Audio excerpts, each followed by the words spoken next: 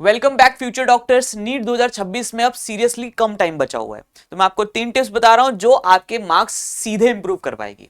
Number 1, जो चीज आती है उसे पहले अटेम्प्ट करो, जो चीज नहीं आती उसके लिए एलिमिनेशन मेथड लगाओ। नंबर 2 है ओएमआर को लास्ट में भरने की गलती मत करना, क्योंकि अगर ओएमआर छूटी तो सारी मेहनत वेस्ट हो जाएगी। नंबर 3 जो है बहुत काम की चीज है, अगर आप अपनी मिस्टेक से नहीं सीख रहे हो तो ये बहुत बड़ी गलती है। आपने जो भी मिस्टेक पुराने पेपर में की है वो अगले पेपर में रिपीट नहीं होना चाहिए, तो उसका रिवीजन जरूर करके जाना। इन 3 टिप्स को फॉलो करो और नेक्स्ट टेस्ट में अपने मार्क्स में डिफरेंस दिख जाएगा। चलिए, तो आज हम लोग स्टार्ट करने वाले हैं इवोल्यूशन टेस्ट सीरीज का टेस्ट पेपर नंबर 16 का वीडियो सॉल्यूशन, और ये सॉल्यूशन हम हिंदी और इंग्लिश दोनों में देखने वाले हैं। तो चलिए शुरू करते हैं। आज का जो हमारा पेपर है बहुत ही बढ़िया पेपर आया था। सबसे पहले जो क्वेश्चन नंबर 46 है उससे शुरुआत करते हैं।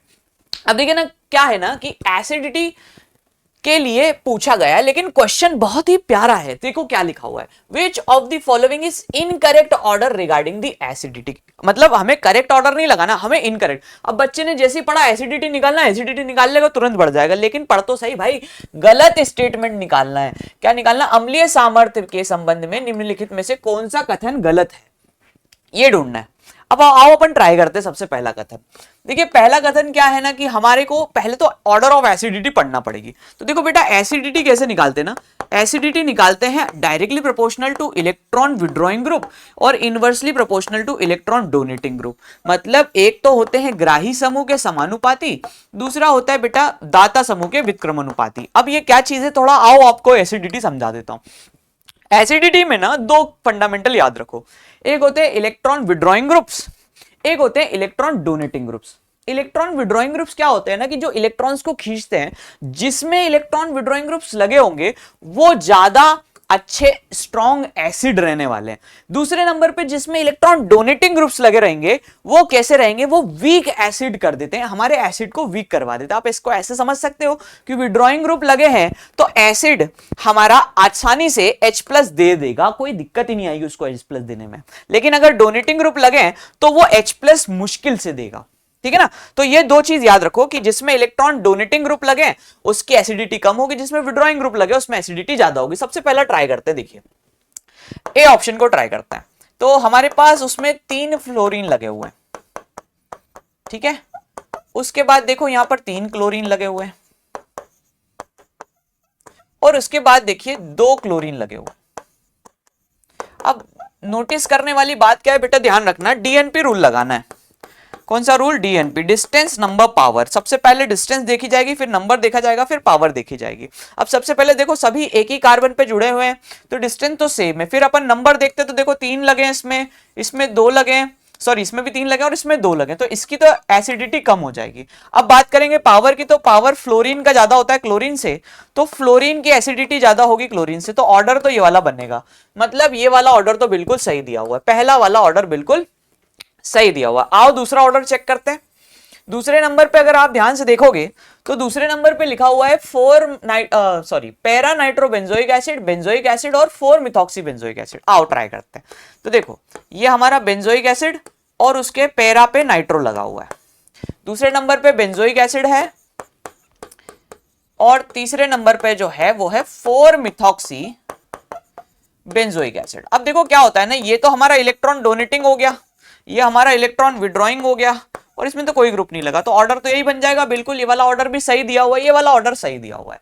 नेक्स्ट बात करते हैं पैरानाइट्रोफिनॉल, फिनॉल और क्रिसॉल का चलते हैं, ठीक है ना। पैरानाइट्रोफिनॉल, फिनॉल और क्रिसॉल का चलते हैं। तो देखो सी वाला ट्राई करते हैं। तो पैरानाइट्रोफिनॉल मतलब ऊपर आ जाएगा OH, नीचे आ जाएगा NO2, ठीक है। नेक्स्ट आता है फिनॉल, तो फिनॉल आ जाएगा यहां पर, और फिर आ जाएगा पैराक्रिसॉल, तो यहां पर OH आ गया और यहां पर आ गया OCH3। तो बेटा ऑर्डर तो यही बनेगा, क्योंकि इसमें इलेक्ट्रॉन विड्रॉइंग ग्रुप लगा हुआ है, ग्राही समूह लगा, इसमें दाता समूह लगा हुआ है ना। तो ऑर्डर तो यही बन जाएगा, तो ये वाला भी सही हो जाएगा। अब देखो तीनों सही है, तो गलत कौन सा हो सकता है? 4th वाला हो सकता है। आओ पहले 4th भी चेक कर लेते हैं। बेटा 4th में हमारे पास जो कार्बोक्सिलिक एसिड है वो तो ये है, उसके बाद ये होना चाहिए था, और फिर ये वाला होना चाहिए था, है ना, मतलब ऑर्डर क्या बनना चाहिए था, ऑर्डर ये वाला बनना चाहिए था कि फॉर्मिक एसिड ज्यादा एसिडिक होना चाहिए था, इसने बोला लीस्ट एसिडिक है, ये वाली बात गलत है और अपने को गलती ढूंढनी थी, इसीलिए बेटा फोर्थ लगाएंगे इसका आंसर। आया क्या, पल्ले पड़ा क्या? तो याद रखना कि इलेक्ट्रॉन डोनेटिंग और विड्रॉइंग ग्रुप का कॉन्सेप्ट लग रहा है। आओ अगला क्वेश्चन देखते हैं, है ना, बढ़िया डायग्राम भी बनाया है। अगला क्वेश्चन क्या है 47 नंबर का, देखिए स्टेटमेंट दिए दो, स्टेटमेंट 1 और statement 2। At equilibrium rate of evaporation is equals to rate of condensation in closed container. बेटा देखो क्या होता है ना कि जब हमारा बंद पात्र होता है, क्लोज्ड कंटेनर होता है, तभी हमारा इक्विलिब्रियम संभव है। देखो क्या है ना कि हमारे साम्य अवस्था के लिए या इक्विलिब्रियम के लिए कुछ पॉइंट्स आपको ध्यान में रखना है। पहली चीज, ये जो बात चल रही है ये फिजिकल इक्विलिब्रियम की बात चल रही है कि जैसे H2O अगर लिक्विड है तो H2O को जब आप गर्म करोगे तो H2O गैस में कन्वर्ट हो सकता है। अब देखो यहां पर क्या चेंज हो रहा है, केवल फिजिकल स्टेट चेंज हो रहा है, तो इसको अपन फिजिकल इक्विलिब्रियम बोल सकते हैं। और फिजिकल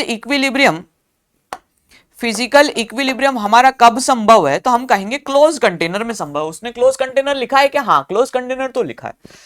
अब देखो यहां से आगे जाते हैं तो इसको कहते हैं रेट ऑफ इवेपोरेशन, वाष्पीकरण की दर, और पीछे जब आते हैं तो इसको बोलते हैं रेट ऑफ कंडेंसेशन, है ना, रेट ऑफ कंडेंसेशन। तो दोनों क्या होती है ना, at equilibrium rate of forward is equals to rate of backward, तो फॉरवर्ड है इवेपोरेशन, तो कहेंगे rate of evaporation is equals to rate of condensation.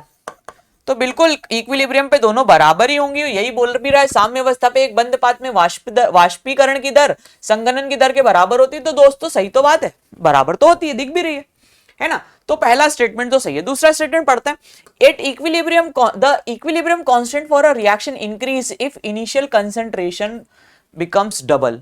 अभिकारकों की प्रारंभिक सांद्रता को दुगना करने पर अभिक्रिया की साम्य स्थिरांक बढ़ जाता है। बेटा याद रखो, साम्य स्थिरांक मतलब के, मतलब इक्विलिब्रियम कांस्टेंट। इक्विलिब्रियम कांस्टेंट को थप्पड़ से डर नहीं लगता साहब, टेम्परेचर से लगता है। याद रखना, कंसंट्रेशन से डर नहीं लगता, किससे लगता है? टेम्परेचर से। तो टेम्परेचर बदलेंगे तो इक्विलिब्रियम कांस्टेंट बदलेगा, कंसंट्रेशन से कोई फर्क नहीं पड़ता। ये बोल रहा डबल हो जाएगी, तो गलत बात दी हुई है भैया। तो पहला स्टेटमेंट सही है, दूसरा गलत है। First is correct, second is incorrect, third लगाएंगे दोस्तों इसका आंसर। पहला सही है, दूसरा गलत है। हाँ, तो एनसीईआरटी की कौन सी लाइन से आया, आओ देखते हैं। चैप्टर नंबर क्लास 11 का चैप्टर इक्विलिब्रियम से आया है। इक्विलिब्रियम में देखो लिखा हुआ भी था कि हमारा जो फिजिकल इक्विलिब्रियम है ना, वो लिखा हुआ भी था। देखो ये पहले पेज के एनसीईआरटी से उठा के दिया गया था ये सवाल, ठीक है ना। और ऐसे इक्विलिब्रियम को हम डायनेमिक इक्विलिब्रियम कहते हैं, ठीक है ना, जहां पर वाष्पीकरण की दर बराबर संघनन की दर होती है। नेक्स्ट क्वेश्चन देखते हैं। नेक्स्ट क्वेश्चन बेटा केमिकल बॉन्डिंग से है। आओ ट्राई करते हैं, असर्शन पढ़ के देखते हैं। Bond angle of H2O is less than NH3। बिल्कुल, H2O क्या बंद कोण NH3 की तुलना में कम होता है। आओ ट्राई करते हैं। बेटा देखो 4 बंद कोण याद रखो, एक CH4 का दिया एनसीईआरटी में, एक NH3 का दिया एनसीईआरटी में, एक दिया H2O का दिया एनसीईआरटी में। इसका 109 के आसपास होता है, इसका 107 के आसपास होता है, इसका 104.5 के आसपास होता है। तो देखो अगर बॉन्ड एंगल आया तो हो सकता है कि CH4 भी आता है, ऑर्डर भी बनाने को बोल सकता है। अब देखो हमको पता है NH3 का ज्यादा होता है, किससे? H2O से। बोल रहा है कि H2O का कम होता है कि हाँ बिल्कुल सही बात है। देखो कितने चालाक है, हमको बोल रहा है NH3 का ज्यादा, हमको पता है NH3 का ज्यादा होता है, वो बोल रहा है कि H2O का कम होता है। हाँ तो बात तो सही है ना भाई। तो H2O का बंद कोण NH3 की तुलना में कम होता है, कथन तो बिल्कुल सही है। अच्छा ऐसा क्यों होता है? तो बेटा ऐसा इसलिए होता है क्योंकि ये जो NH3 के पास lone pair bond pair repulsion है, और H2O के पास देखोगे तो इसके अंदर भी लोन पेयर हैं 2, तो इनके बीच में प्रतिघर्षण के कारण हो रहा होगा। तो अपन कह सकते हैं लोन पेयर रिपल्शन ज्यादा होता है compare to lone pair bond pair repulsion. अब सुनो, हमने पढ़ा है कि लोन पेयर फिर लोन पेयर बॉन्ड पेयर, फिर बॉन्ड पेयर रिपल्शन होता है। अब ये कहां लिखी बात देख लो, अगले पेज पे दी हुई है, एनसीईआरटी में दिया हुआ है। लोन पेयर रिपल्शन ज्यादा होता है, फिर लोन पेयर बॉन्ड पेयर, फिर बॉन्ड पेयर। तो ये एनसीईआरटी में लिखा हुआ भी है, एकाकी युग में एकाकी अबांदी और आबंदी, है ना, ऑर्डर दिया हुआ है बिल्कुल सही 60। तो आओ देखते हैं यहां पर। तो हम गए ऐसा कारण क्या है, तो according to VSC pair bond angle change हो जाता है, बिल्कुल सही बात है। तो रीजन भी सही है। अब पढ़ना है कि व्याख्या हुई कि हाँ बिल्कुल व्याख्या तो हो गई। तो हम कहेंगे असर्शन रीजन सही है, करेक्ट एक्सप्लेनेशन भी है, फर्स्ट लगाओ बेटा इसका आंसर, क्योंकि लोन पेयर रिपल्शन के कारण ही तो बॉन्ड एंगल चेंज हो रहा है ना, बिल्कुल सही बात है। तो 48 का 1 आ जाएगा बेटा। चलिए तो नेक्स्ट क्वेश्चन देखते हैं। क्वेश्चन नंबर 49 देखिए क्या कहना चाह रहा है। Calculate the molarity of nitric acid sample which has density of 1.41 ग्राम पर ml and the mass percentage of nitric acid is being 69%। The molecular mass of HNO3 is 63। देखो क्या कहना चाह रहा है, वो कह रहा है कि बेटा मोलरता ज्ञात करनी है, किसकी, नाइट्रिक अम्ल की मोलरता ज्ञात करनी है, और आपको प्रतिशत दिया हुआ है, द्रव्यमान प्रतिशत दिया हुआ है, घनत्व दिया हुआ है, आपको मोलैरिटी फाइंड करनी है। देखो इस प्रकार के क्वेश्चन क्या होते हैं ना, समझो हमें परसेंटेज दिया हुआ है, परसेंटेज से हमें मोलैरिटी निकालनी है। इस प्रकार के क्वेश्चन को हम कहते हैं बेटा कंसंट्रेशन टर्म्स में इंटर कन्वर्जन, ठीक है ना। तो आओ अपन ट्राई करते हैं मोलैरिटी से परसेंटेज से मोलैरिटी निकालना। अब देखो दिमाग अगर नहीं काम कर रहा तो कुछ मत करो, मोलैरिटी से ही चालू करो। तो मोलैरिटी इज इक्वल्स टू होता है बेटा, मोलैरिटी का फॉर्मूला लगा लेते हैं, तो weight of solute upon molecular mass of solute into 1000 upon volume of solution in ml आ जाएगा, ठीक है। ये हमारे मोलैरिटी का फॉर्मूला है। अब देखो मोलैरिटी का फॉर्मूला तो मिल गया अपने को, अब अपने को जो जो डेटा दिया हुआ है पहले वो रख देते। तो बेटा मोलैरिटी के फॉर्मूले में हमें पता है मॉलिक्यूलर वेट कितना दिया हुआ है, 63 HNO3 का, तो 63 रख देते हैं। अब देखो ना ही हमें वेट ऑफ सोल्यूट पता है, ना ही हमें वॉल्यूम ऑफ सोल्यूशन पता है, ठीक है ना। तो अब ये दोनों डेटा हमको ढूंढना पड़ेंगे, ये ढूंढना पड़ेगा और ये ढूंढना पड़ेगा। अब ये ढूंढने के लिए हमें क्या क्या चीजें पता है, तो एक तो परसेंटेज पता है और एक डेंसिटी पता है। तो चलो आओ ट्राई करते हैं। सबसे पहले परसेंटेज से डेटा निकालने की कोशिश करते हैं। बेटा परसेंटेज जो दिया है वो वेट बाय वेट परसेंटेज, मतलब मास परसेंटेज दिया हुआ है, द्रव्यमान प्रतिशत दिया हुआ है। तो हम क्या करेंगे ना, इसका मीनिंग समझेंगे। इसका मीनिंग क्या होता है, तो इसका मतलब होता है weight of solute upon weight of solution into 100, ये परसेंटेज का मीनिंग होता है। अब देखो क्या निकाला अपन ने, ठीक है, ध्यान से देखना कि परसेंटेज दिया हुआ है, परसेंटेज दिया है 69% वेट बाय वेट। इसका मीनिंग ये हुआ कि 69 ग्राम तो इसमें सॉल्यूट है और 100 ग्राम टोटल सॉल्यूशन है ना। तो यहां से अपन ने निकाला वेट ऑफ सॉल्यूट कितना है, तो 69 है, यहां रख देते हैं अपन इस फॉर्मूले में, इस फॉर्मूले में रख देते हैं। मोलैरिटी इज इक्वल्स टू आ जाएगा 69 अपॉन में 63 मॉलिक्यूलर वेट हो गया, इनटू 1000 आ जाएगा, क्योंकि अपन नीचे ml में ले रहे हैं। अब वॉल्यूम नहीं पता है अपने को, तो वॉल्यूम ऑफ सॉल्यूशन ढूंढना है बेटा, ठीक है। तो वॉल्यूम ऑफ सॉल्यूशन ढूंढते चलो। डेंसिटी का फॉर्मूला होता है mass upon volume, density of the solution, mass of the solution, volume of the solution, ठीक है। तो डेंसिटी कितनी है, डेंसिटी है 1.41 और मास ऑफ सॉल्यूशन कितना है, तो कहेंगे 100 ग्राम है। वॉल्यूम निकाल लेते हैं सॉल्यूशन का, तो बेटा वॉल्यूम ऑफ सॉल्यूशन आ रहा है 100 डिवाइडेड बाय 1.41, ठीक है। ये चीज यहां रख देते, तो 100 डिवाइड बाय 1.41। अब देखो ध्यान से, ये चीज डिवाइड में तो मल्टीप्लाई में जा सकती है, तो अपन इसको मिटा के डायरेक्ट यहीं लिख देते हैं कि ऐसे कर सकते हैं इसको, ठीक। अब अपन को क्या करना है बेटा, बस इसको सॉल्व करना और आंसर अपना सामने आ जाएगा। चलो ट्राई करते हैं। क्यों ना हम 69 को 70 समझ ले, है ना, इंटू 1000 इंटू 1.41 अपॉन में 63 रहने देते हैं और 100 कर लेते हैं, पॉइंट हटाते हैं, 2 जीरो और ले आते हैं। अब ये 2 जीरो से 2 जीरो काट देते हैं, 1 जीरो से 1 जीरो काट देते हैं, 1 जीरो से 1 जीरो काट देते हैं, 7 1 जा 7 और ये 9 बार में कट रहा है ना। तो मोलैरिटी कितनी आ रही, 141 अपॉन 9। अब सॉल्व करते तो 9 एकम 9, फिर 9 पंजे 45 और फिर 15 पॉइंट समथिंग कुछ आ रहा है। तो आंसर अपना 15 के आसपास आ रहा है ना, 15 पॉइंट समथिंग आ जाएगा, 4 के आसपास आना चाहिए। तो फर्स्ट आएगा बेटा इसका आंसर, क्योंकि 15 के नियर बाय एक ही आंसर है, फर्स्ट आ जाएगा। चलो नेक्स्ट क्वेश्चन देखते हैं। नेक्स्ट क्वेश्चन बहुत ही बढ़िया क्वेश्चन है, आओ ट्राई करते हैं। क्वेश्चन नंबर 50 क्या कहना चाह रहा है, rate of chemical reaction doubles for increase of 10 kelvin in absolute temperature from 298 to 308। Calculate the activation energy. देखो क्या कहना चाह रहा है, एक रासायनिक अभिक्रिया में दर तापमान के 10 केल्विन की वृद्धि से दुगनी हो जाती है, सक्रिय ऊर्जा ज्ञात करनी। तो बेटा कुछ नहीं, एक्टिवेशन एनर्जी के लिए हम क्या करते हैं ना, हम फॉर्मूला लगाते हैं। फॉर्मूला हमें पता है log K2 अपॉन K1 होता है EA upon 2.30 into R 1 upon T1 minus 1 upon T2। थोड़ा लेंदी क्वेश्चन है ये, टाइम लगाएगा, पर अपन ट्राई करते। चलो जो जो डेटा पता है अपन वो रख देते। देखिए वो क्या कहना चाह रहे हैं, रेट ऑफ रिएक्शन क्या हो जा रही है, डबल। मतलब अगर K1 थी और अब K2 थी, तो K1 K2 का रेशियो कितना आ जाएगा बेटा, 2 आ जाएगा, डबल हो गई ना रेट ऑफ रिएक्शन। पहले K थी, अब वो 2K हो गई, तो 2K से K कैंसिल, log 2 आ जाएगा। Is equals to activation energy ढूंढनी है 2.303। बेटा R की वैल्यू क्वेश्चन में गिवन है 8.314 रखेंगे। टेम्परेचर फर्स्ट वाला 298, टेम्परेचर सेकंड वाला 308 बाद का टेम्परेचर। चलो सॉल्व करते हैं थोड़ा सा इसको, ठीक।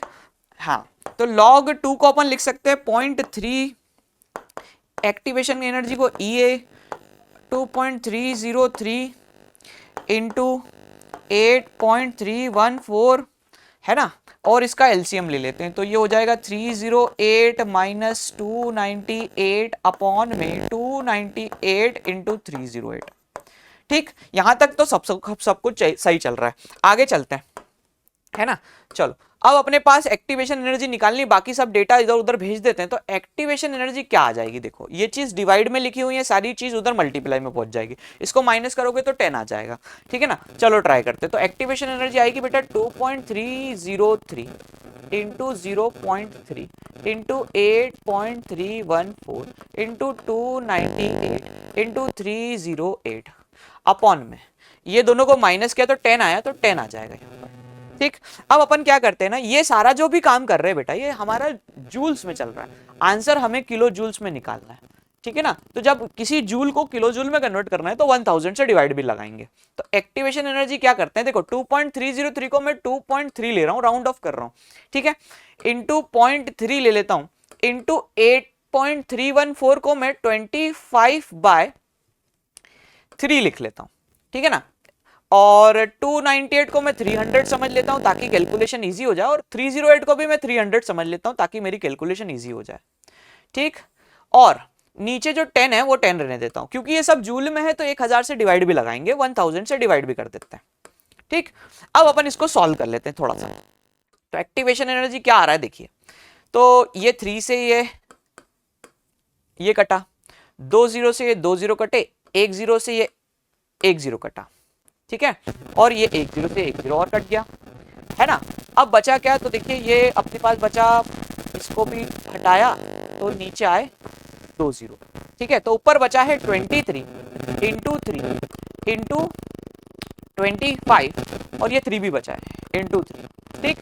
नीचे जो बचा है वो क्या क्या बचा है, तो नीचे हमारे पास केवल 100 बचा है, ठीक है ना। अब चाहे तो थोड़ा सा और इसको कैलकुलेट कर सकते हैं कि 25 से कम 25, 25 चौके 100 हो जाएगा, ठीक है ना, और ये आ जाएगा 23 इंटू 3 इंटू 3 अपॉन 4, ठीक। थोड़ा सा सॉल्व कर लेते हैं, तो 3 3 जा 9, और ये हो जाएगा 23 इंटू 9/4, ठीक है। सॉल्व कर लेते तो 23 इंटू 9, 9 3 9 27, 9 दूनी 18, 19 20, ठीक है। तो ऊपर आ रहा है 207 अपॉन में 4। चलो सॉल्व करते हैं, 4 एकम 4, 4 पंजे 20, है ना, और एक इधर गया तो 4 एकम 4, तो 51 के नियर बाय आ रहा है आंसर। 51 के नियर बाय मतलब 52 वाला, तो फर्स्ट लगाएंगे आंसर। बेटा देखो हमने राउंड ऑफ किया है तो नियर बाय आंसर ही आएगा, एग्जैक्ट करोगे तो एग्जैक्ट भी आ जाएगा, तो फर्स्ट आ जाएगा आंसर, ठीक है। चलिए नेक्स्ट क्वेश्चन देखते हैं। क्वेश्चन नंबर 51 देखिए क्या कहना चाह रहा है, आइडेंटिफाई द इनकरेक्ट स्टेटमेंट। बेटा हाइड्रोकार्बन के संबंध में निम्नलिखित में से गलत कथन की पहचान करनी। चलो पढ़ते हैं।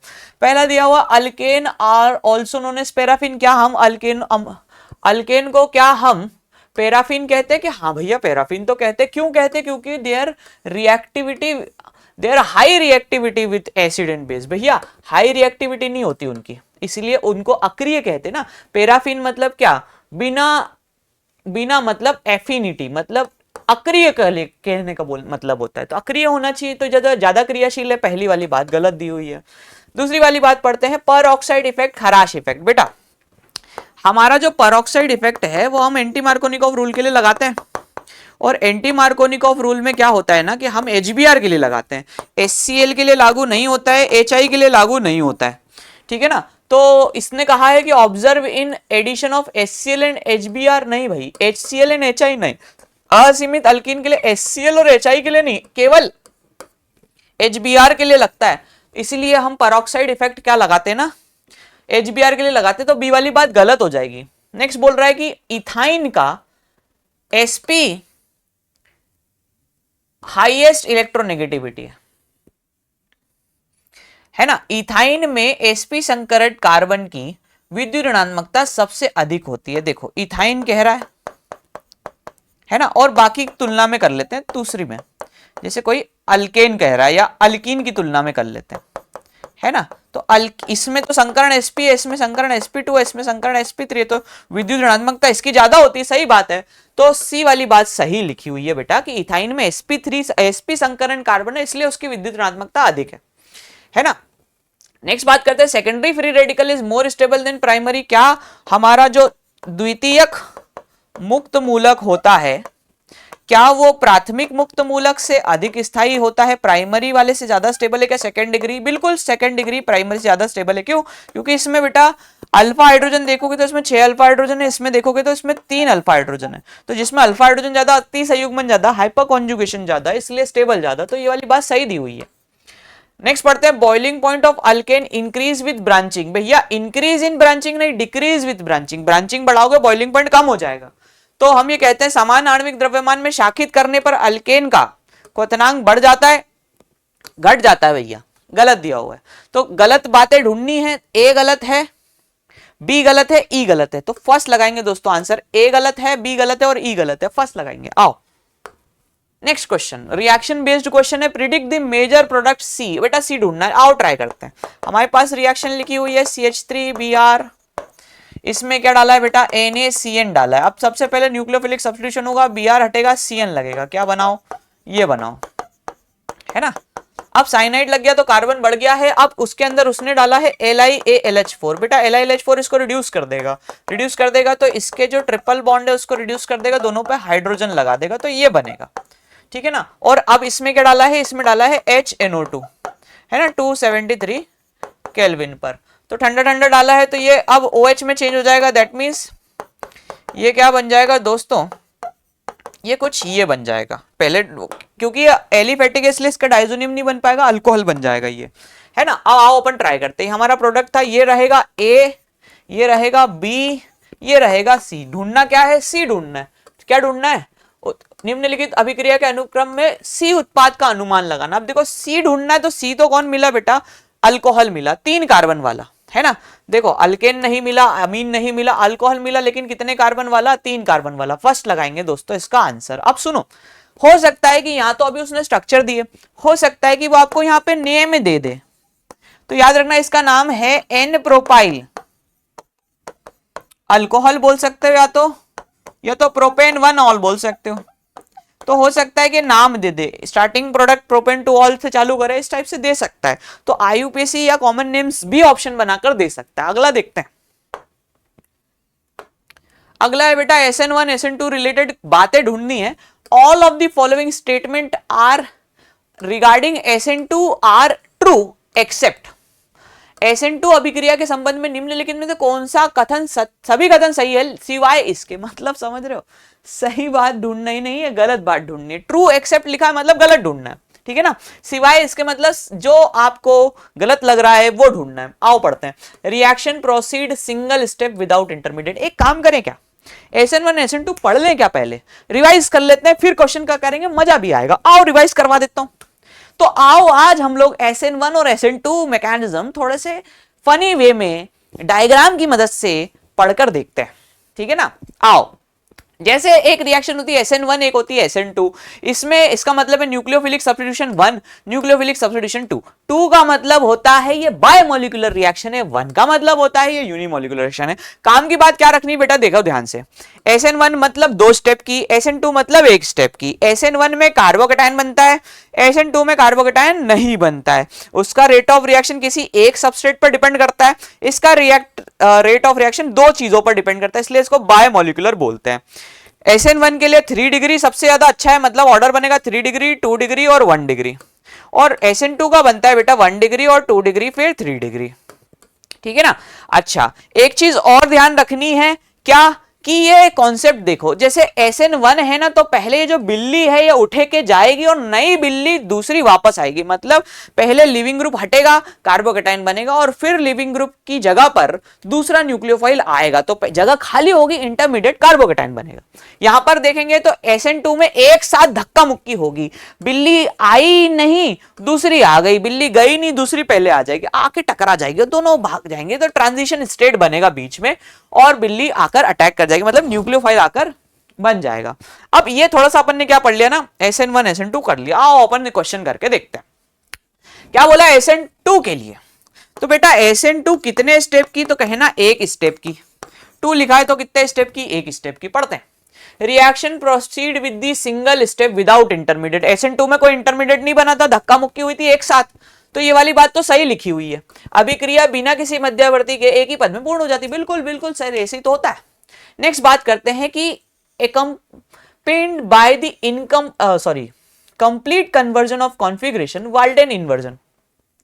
कंप्लीट इन्वर्जन हो जाता है, इसमें विन्यास पूर्णतः प्रतिलोमन हो जाता है। देखना ध्यान से, ये जो बिल्ली अपन ने बनाई, ये बिल्ली देखो पहले कैसी बैठी थी, ये वाली इधर मुंह करके बैठी थी, है ना, देखो इधर मुंह करके बैठी थी, इसका प्रतिलोमन हो गया।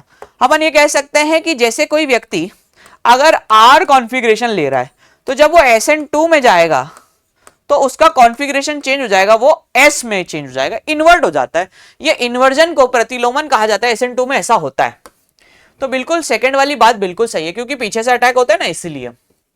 थर्ड वाली बात करते हैं reactivity order of the alkyl halide 3 degree 2 degree 1 degree. भैया अभी तो पढ़ाया कि SN1 में होता है 3 डिग्री 2 डिग्री 1 डिग्री, जबकि SN2 में होता है 1 डिग्री 2 डिग्री देन 3 डिग्री। अब बताओ SN2 में के लिए पूछा है तो 2 के लिए तो 1 2 3 होना चाहिए, क्या बोल रहा है 3 2 1 होना चाहिए, वाली बात गलत दी हुई है, ठीक है ना। तृतीयक द्वितीयक प्राथमिक नहीं होता।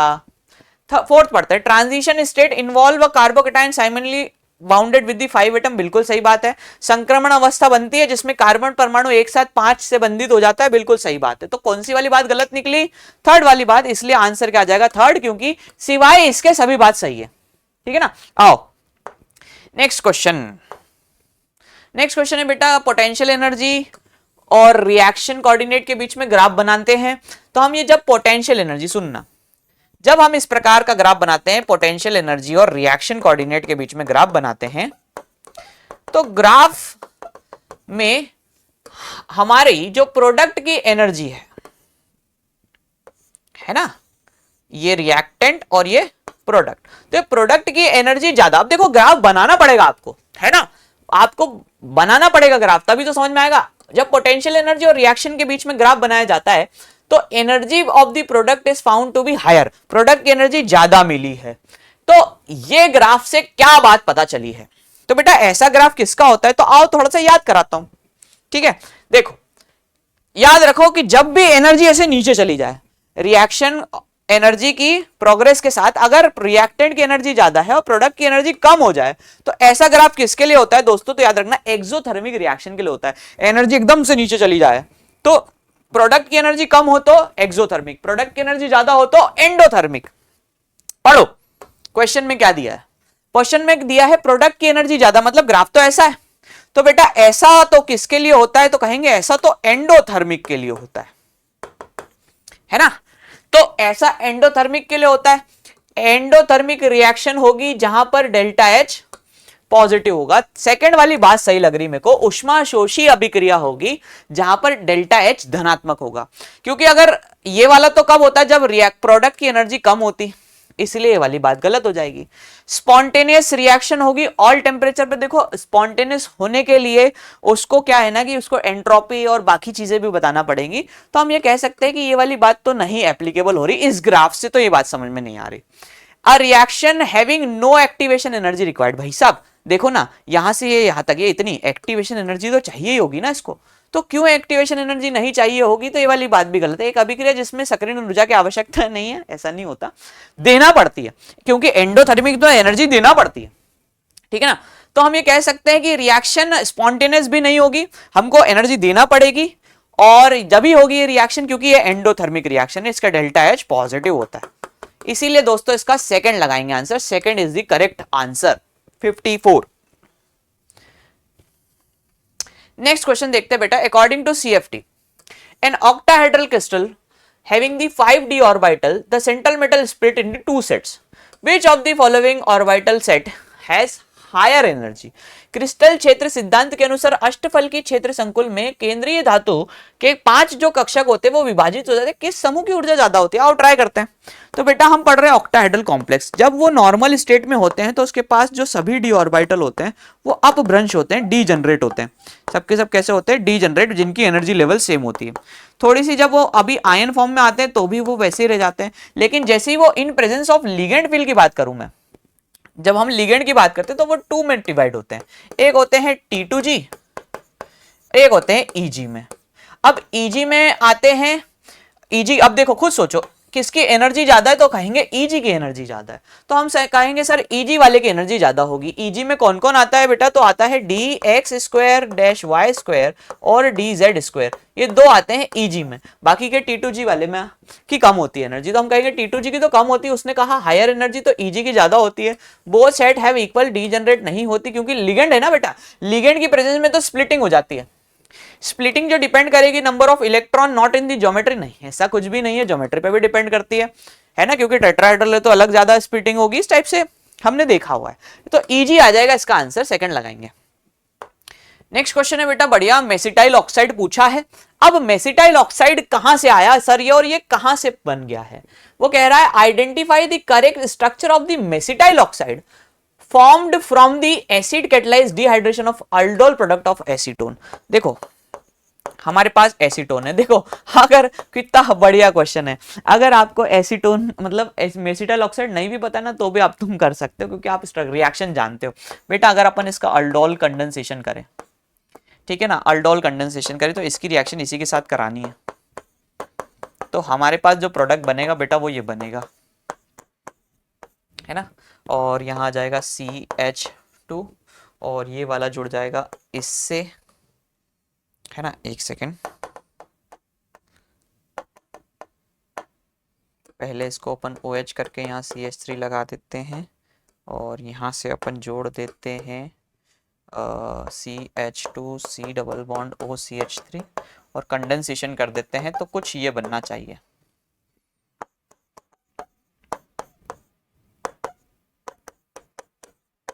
ये होता है आपका मेसिटाइल ऑक्साइड। अब इसका नाम उन्होंने मेसिटाइल ऑक्साइड बोला, देख लो कौन सा है। तो एक कीटोन है, देखो ये तो अल्डिहाइड है गया, मेसिटाइल ऑक्साइड कीटोन है ना, तो ये भी अल्डिहाइड है, ये भी गया। अब इन दोनों में से कोई हो सकता है, ट्राई करो देखो।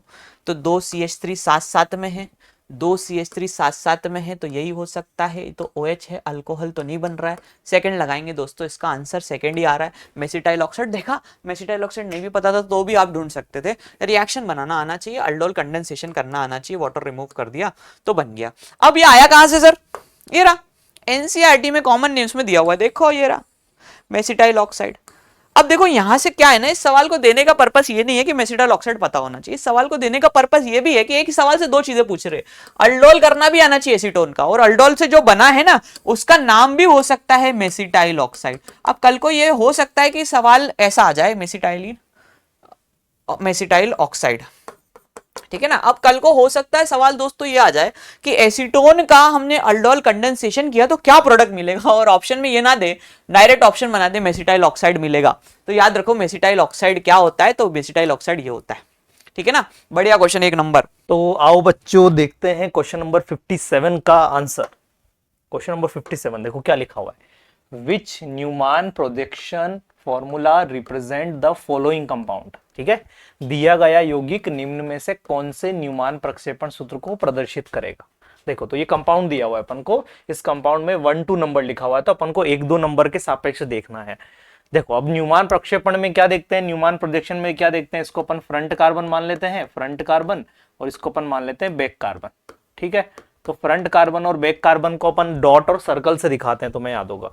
तो ये मैंने डॉट बना दिया बेटा एक, और एक मैंने सर्कल बना दिया। ये डॉट क्या है, ये है फ्रंट कार्बन, और सर्कल क्या है, एक बैक कार्बन। फ्रंट कार्बन से क्या क्या जुड़ा हुआ है, एक नंबर वाले से क्या जुड़ा हुआ है, एक नंबर वाले से अगर तुम देखोगे ध्यान से तो एक तो जुड़ा हुआ है क्लोरीन, है ना, एक तो जुड़ा हुआ है क्लोरीन, और इसके आसपास ऐसे 2 हाइड्रोजन भी होंगे। तो ये अपन को समझना है कि फ्रंट कार्बन से अपने पास 2 तो हाइड्रोजन होने चाहिए, ठीक है, और एक अपने पास क्लोरीन होना चाहिए, ऐसा होना चाहिए अपने पास न्यूमान के अंदर। फिर बैक कार्बन की तरफ चलते हैं। बैक कार्बन में देखो 2 तो मिथाइल ग्रुप है ये वाले, और एक इसके पास यहाँ हाइड्रोजन भी होगा। तो जो ये सर्कल वाला है ना, इस सर्कल वाले से अपने पास अगर हम देखें तो इसमें से अपने पास दो तो मिथाइल होने चाहिए, दो तो मिथाइल ग्रुप होने चाहिए और एक हाइड्रोजन होना चाहिए। ऐसा जहां पर भी हमको मिल जाएगा वो अपना ऑप्शन करेक्ट होगा। चलो सबसे पहले ऑप्शन नंबर 1 को देखते हैं अपन। ऑप्शन नंबर 1 में देखो ये है फ्रंट कार्बन। ये फ्रंट कार्बन से क्या क्या जुड़ा हुआ है, हाइड्रोजन, हाइड्रोजन, क्लोरीन। देखो वैसा ही अपने पास वहां पर बनाया अपन ने। फिर बैक कार्बन से क्या क्या जुड़ा होना चाहिए, मिथाइल, मिथाइल और H। देखो वैसा ही वहां पर भी है, तो ये बिल्कुल करेक्ट रिप्रेजेंटेशन है इसका। एक और ऑप्शन चेक कर लेते हैं फिर भी अपन। एक और ऑप्शन में देखो क्या है, देखो ये है फ्रंट कार्बन, जो सेंटर वाला है ना, ये फ्रंट कार्बन होता है ये।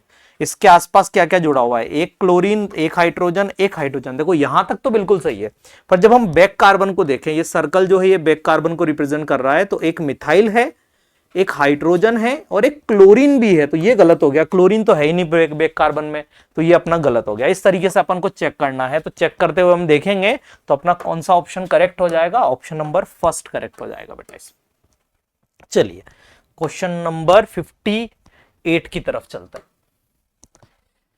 एक कंपाउंड दिया हुआ है H3PO4 और हीट दिया हुआ है। H3PO4 का काम है डिहाइड्रेशन, है ना, डिहाइड्रेशन, निर्जलीकरण का काम करता है। देखो डिहाइड्रेशन का प्रोडक्ट पूछा हुआ है, अब बनाते हैं उसको। इसको अगर अपन यहां पर बनाए तो ये है अपने पास PH, है ना, PH मतलब बेंजीन दिया हुआ है अपने पास। ये है OH और ये बॉन्ड, ठीक है। H प्लस डेल्टा मान लो बस उसको तुम, है ना, प्रोटॉन सोर्स होना चाहिए उसमें, H प्लस होना चाहिए। अभी क्या करेगा, ये H प्लस अटैक करके कार्बोकेटायन बना देगा। तो कार्बोकेटायन कुछ ऐसा बनेगा, यहाँ पर PH, यहाँ पॉजिटिव, यहाँ बॉन्ड, ठीक है। अब तुमको सोचो कि ये जो पॉजिटिव चार्ज है क्या ये स्टेबल है या इससे ज्यादा स्टेबल हो सकता है क्या? तो ये बिल्कुल मोर स्टेबल हो सकता है अगर हम इसको फिनाइलिक कार्बन के पास लेके चले जाए। तो देखो अगर हम इसको क्या करें कि यहाँ से हाइड्राइड का ट्रांसफर करवा दे, तो हाइड्राइड का ट्रांसफर करवाने के मतलब शिफ्टिंग ऑफ कार्बोकेटायन हो रहा है यहाँ पर। तो यहाँ से ये बॉन्ड टूटेगा, ये हाइड्रोजन यहाँ शिफ्ट होगा और ये प्लस चार्ज यहाँ डेवलप हो जाएगा। तो देखो ये शिफ्टिंग करवा रहे हैं एक तरीके से। तो शिफ्टिंग में यहाँ पीएच आ गया, यहाँ कार्बोकेटायन आ गया, यहाँ का H उठ के यहाँ चला गया और ये बॉन्ड अपना बन गया, ठीक है। और फिर क्या करेंगे, यहाँ पर डीप्रोटोनेशन हो जाएगा। तो डीप्रोटोनेशन का क्या मतलब हो गया, डीप्रोटोनेशन का मतलब हो गया कि H निकल जाएगा, तो एक बॉन्ड यहाँ बन जाएगा अपना।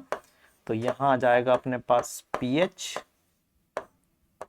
ये अपने पास बॉन्ड बन के तैयार हो गया ना। ये अपना फाइनल आंसर होना चाहिए। देखो पहले ऑप्शन में तो यहीं पर लगा दिए, गलत हो जाएगा, है ना, शिफ्टिंग करवानी है, याद रखना, है ना। इसमें बॉन्ड ही नहीं है, इसमें बॉन्ड हो जाएगा। फोर्थ ऑप्शन करेक्ट हो जाएगा अपना।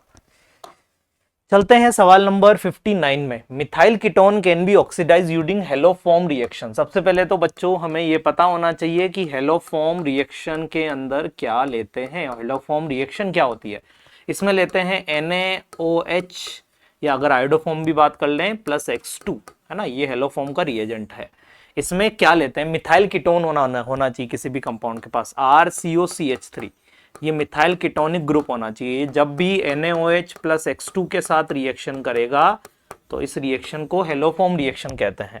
इसमें प्रेजेंस कैसे पता चलती है कि कोई भी हेलोफॉर्म देगा या नहीं देगा, उसके पास ऐसा मिथाइलिक कीटोनिक वाला ग्रुप होना चाहिए तभी दे पाएगा। अब होता क्या है कि जब ये इसके साथ रिएक्शन करता है तो ये ऑक्सीडाइज हो जाता है और ये कन्वर्ट हो जाता है कार्बोक्साइलेट आयन में, प्लस यहां पर निकलता है CHX3, ये haloform as a by product बनता है अपना।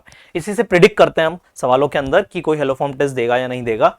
तो अब देखो क्या पूछा है, ये जो प्रोडक्ट होता है has 1 carbon more than methyl ketone. अब देखो यहां से यहां जाने पर क्या परिवर्तन आया, क्या चेंज आया, यहां कार्बन जो था ना, ये वाला जो कार्बन वाला ग्रुप है, मिथाइल ग्रुप है, ये कन्वर्ट हो जाता है हेलोफॉर्म के अंदर।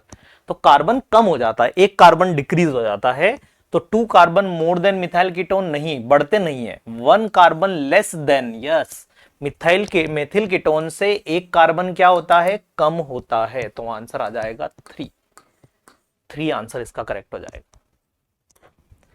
क्वेश्चन नंबर चलते हैं 60 की तरफ, 60 की तरफ। आओ क्वेश्चन नंबर 60 को थोड़ा रीड करते हैं, समझते हैं क्या पूछ रहा है ये। सबसे पहले अपन को बेंजामाइड दिया हुआ है, बेंजामाइड की रिएक्शन करवा रखी है किसके साथ, बेंजामाइड की रिएक्शन करवा रखी है NaOH Br2 के साथ।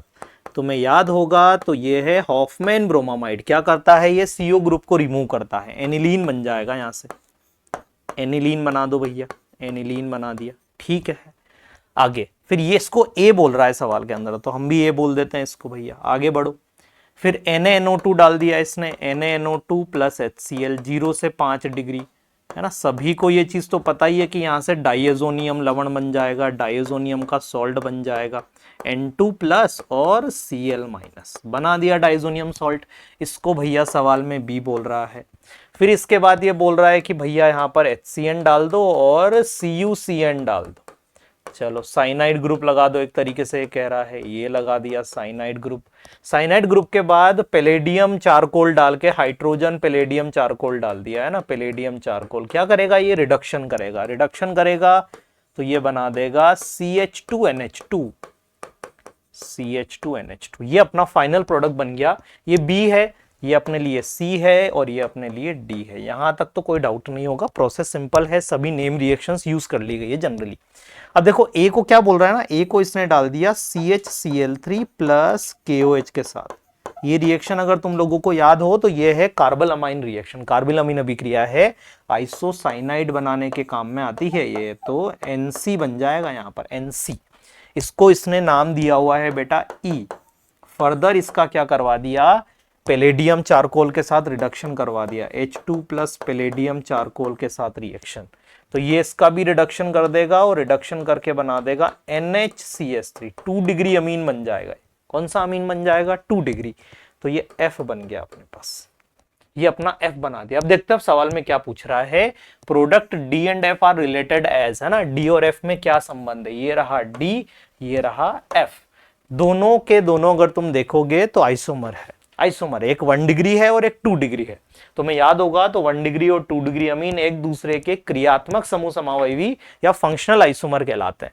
तो अपना ऑप्शन नंबर 3 हो जाएगा। क्यों, क्योंकि ये 2 डिग्री अमीन है और ये 1 डिग्री अमीन है ना। डिग्री ऑफ अमीन कैसे पता करते हैं कि नाइट्रोजन कितने कार्बन से कनेक्टेड है, वहां पर 1 कार्बन से कनेक्टेड है, यहां पर नाइट्रोजन 2 कार्बन से कनेक्टेड है। तो ये 2 डिग्री है, वो 1 डिग्री है। तो कौन सा आइसोमर, फंक्शनल आइसोमर, क्रियात्मक समूह समावयवी।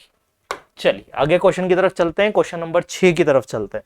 क्वेश्चन नंबर 6 में देखो क्या लिखा हुआ है। क्वेश्चन नंबर 6 में बोल रहा है कि अपने पास कोई ईथर है, CH3CH CH3OCH3, ठीक है। इसकी रिएक्शन HI के साथ करवाई। ये क्वेश्चन तुमने पहले भी देखे होंगे। इनमें क्या कॉन्सेप्ट लगाते हैं, हम देखते हैं कि ऑक्सीजन की दोनों तरफ ग्रुप कैसे लगे हुए हैं।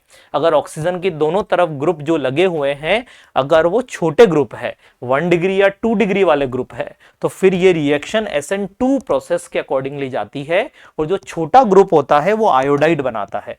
तो और अगर इनमें से कोई भी एक ग्रुप 3 डिग्री का होता तो फिर ये SN1 को फॉलो करती, जहां कार्बोकेटायन मोर स्टेबल बनता, वहां आयोडाइड जाकर जुड़ता। बट यस, अभी ये भी 2 डिग्री है और ये 1 डिग्री है, तो यहां पर देखा जाएगा स्टेरिक हिंड्रेंस कहां कम है, ठीक है। यहां पर अभी हम SN2 ही फॉलो करेंगे, SN2 से ही आंसर देंगे। तो जो छोटा ग्रुप है उससे आयोडाइड बन जाएगा, तो CH3I बन जाएगा एक तो, और बड़े ग्रुप से अल्कोहल बन जाएगा, तो CH3CH CH3OH। ये अपना आंसर आना चाहिए। देखते हैं ऑप्शन कौन कौन सा है। पहले में तो देखो छोटे वाले ग्रुप से अल्कोहल बना दिया, नहीं बनेगा भैया। आयोडाइड बना दिया और बड़े वाले ग्रुप से अल्कोहल बना दिया, ये सही हो जाएगा। सेकंड ऑप्शन अपना बेटा करेक्ट हो जाएगा इसमें। क्वेश्चन नंबर चलते हैं 62 की तरफ। लिखा हुआ है UF6 is more covalent then UF4। UF6 UF4 की तुलना में अधिक सहसंयोजक गुण प्रदर्शित करता है। बिल्कुल सही बात है। UF6 में कंपेयर करें UF4 को, यहां है ऑक्सीडेशन स्टेट +6, यहां है +4, ज्यादा है भैया। चार्ज बढ़ने पर सहसंयोजक गुण मतलब कोवेलेंट कैरेक्टर बढ़ते हैं, तो ये बिल्कुल ठीक लिखा हुआ है, असर्शन बिल्कुल ठीक है।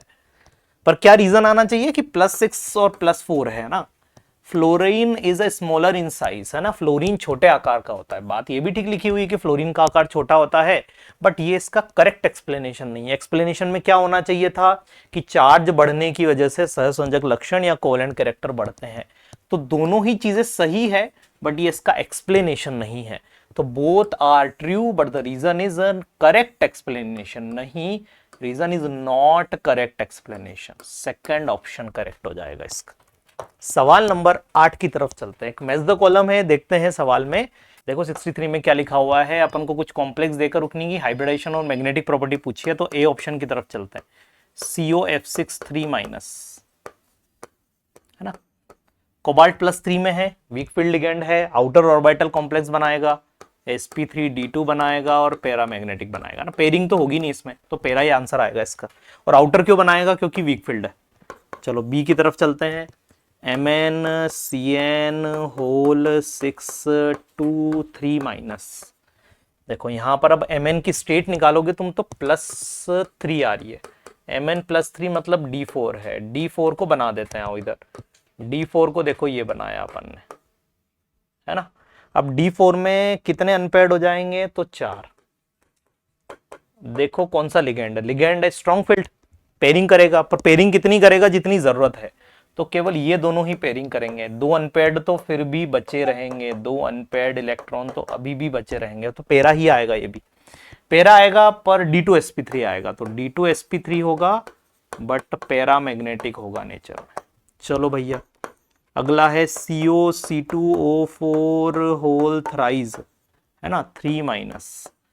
कोबाल्ट है, चिलेटिंग लिगेंड है और इनर ऑर्बिटल कॉम्प्लेक्स बनाएगा, D2sp3 बनाएगा और साथ में डाया मैग्नेटिक हो जाएगा। डायरेक्टली क्वेश्चन है तो ऑप्शन नंबर डी की तरफ चलते हैं। डी में है जिंक H2O होल 6 2+, है ना। जिंक है, 3D10 है बेटा, 3D10 है तो इनर ऑर्बिटल तो बना ही नहीं सकता, +2 है तो सारे पेयर्ड है, तो बिल्कुल ये डाया मैग्नेटिक होगा, बट आउटर ऑर्बिटल बनाना पड़ेगा इसको, sp3d3 d2 और ये हो जाएगा अपने पास डाया मैग्नेटिक। चलो देखते हैं कौन सा वाला ऑप्शन अपना करेक्ट होगा। CuF62 में sp3d2 होना चाहिए, पैरा होना चाहिए, sp3d2 होना चाहिए, पैरा होना चाहिए, पहले का तो M ही मैच हो गया, ठीक है। चलो दूसरे वाले में D2sp3 होना चाहिए, पैरा होना चाहिए, D2sp3 पैरा, O हो गया बेटा इसका, ठीक है। इसका होना चाहिए D2sp3 डाया, P हो गया बेटा इसका, और इसका होना चाहिए sp3d2 dia, sp3d2 dia, N हो जाएगा इसका। चलो ऑप्शन देख लेते हैं कौन से, MOPN, M देखो सब में ही दिया हुआ, MOP और N, है ना। चौथा ऑप्शन करेक्ट होगा इसका, लास्ट वाला। क्वेश्चन नंबर 64 की तरफ चलते हैं। देखो क्या लिखा हुआ है सवाल में, find out the distance between second and third orbit of H atom. चलो सबसे पहले तो डिस्टेंस निकालना है, तो तुम्हें इसका मतलब पूछा है सवाल में R3 माइनस R2। R3 की वैल्यू है 0.529 इंटू n कितना हो जाएगा, स्क्वायर 9/1 माइनस 0.529 इंटू 4/1, है ना। सीधा फॉर्मूला लगा दिया मैंने ये रेडियस का, radius equals to 0.529 into n square by z angstrom. Z1 है तो Z1 रख दिया और n चेंज कर करके रख दिया। पूरी वैल्यू किस में आएगी बेटा, एंगस्ट्रॉम में आएगी। चलो कुछ कॉमन निकाल देते हैं, 0.529 कॉमन निकाला, अंदर बचेगा 9 माइनस 4 5, 0.529 इंटू 5, है ना। तो लगभग इसको अपन 0.53 मान के अगर भी मल्टीप्लाई करें तो 5 इंटू 5 25, 2.65 के लगभग ऑप्शन अपना आ जाएगा यहाँ पर, लगभग 2.65 angstrom. Option number first correct हो जाएगा बेटा इसमें। चलो क्वेश्चन नंबर 65 की तरफ चलते हैं, देखते हैं क्या लिखा हुआ है। I2 कन्वर्ट हो रहा है IO3 minus plus I minus में, तो I2 का तो 0 है, 0 से IO3 माइनस में जा रहा है, मतलब ये +5 में जा रहा है और -1 में, है ना। तो 0 से +5 तो ऑक्सीडेशन और 0 से -1 तो रिडक्शन। बिल्कुल this is a disproportionation reaction, बिल्कुल सही बात है, यह एक असमानुपातन अभिक्रिया है, बिल्कुल सही बात है। सेम एलिमेंट का रिडक्शन, सेम एलिमेंट का ऑक्सीडेशन डिस्प्रपोर्शनेशन रिएक्शन का अंदर आता है। Oxidation number of iodine can very from -1 to +7। Iodine की ऑक्सीकरण अवस्था -1 से +7 के बीच में परिवर्तित हो सकती है, बिल्कुल हो सकती है। दोनों ही स्टेटमेंट जो है वो सही लिखे हुए हैं। ओनली स्टेटमेंट 1 इज करेक्ट नहीं, ओनली 2 इज करेक्ट नहीं, both are correct, both are correct. Third option बेटा इसका करेक्ट हो जाएगा 65 का। चलते हैं क्वेश्चन नंबर 66 की तरफ, देखते हैं। ग्राफ दिया हुआ है, ग्राफ है for a zero order reaction, A से प्रोडक्ट बनाना है, कंसीडर द फॉलोइंग ग्राफ। ये ग्राफ की स्लोप तुम्हें दे रखी -0.5, तो तुम्हें याद होगा फॉर्मूला A0 माइनस AT बराबर KT। फॉर्मूले को अगर अपन रखें तो AT बराबर हो जाएगा -KT प्लस A0। देखो 80 वर्सेस टी कर्व है, तो ये है अपना y एक्सिस पर, ये है अपना x एक्सिस पर, तो ये चीज क्या हो गई, स्लोप, ढाल हो गई, ये ढाल। तो ढाल कितनी दे रखी है अपन को, ये, तो ये वैल्यू किसके बराबर है, माइनस k के बराबर है। तो यहां से अपन को k का क्या वैल्यू मिल गया, k का वैल्यू मिल गया 0.5। ठीक, चलो 80 is the remaining concentration of A at time t, calculate the concentration of A after 2 second. तो टाइम 2 सेकंड दे रखा है, t समय पर A की बची हुई सांद्रता है और 2 सेकंड के पश्चात A की सांद्रता ज्ञात करें। फॉर्मूले में रख देते हैं। A नोट कैसे निकालेंगे, तो A नोट होगा इंटरसेप्ट, है ना, इंटरसेप्ट जो होगा ना वो A नोट होगा अपना, इंटरसेप्ट, ये रहा इंटरसेप्ट A नोट, कितना दिया हुआ है, ये A नोट है, ये 10 दिया हुआ है।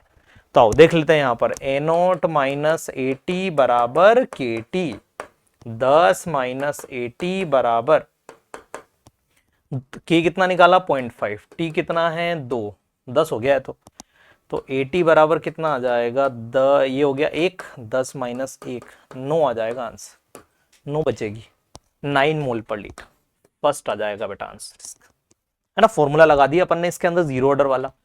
67 की तरफ चलते हैं। The activation energy of forward reaction is this, मतलब EA फॉरवर्ड दे रखा है तुम्हें, एंड रिवर्स मतलब EA बैकवर्ड भी दे रखा है।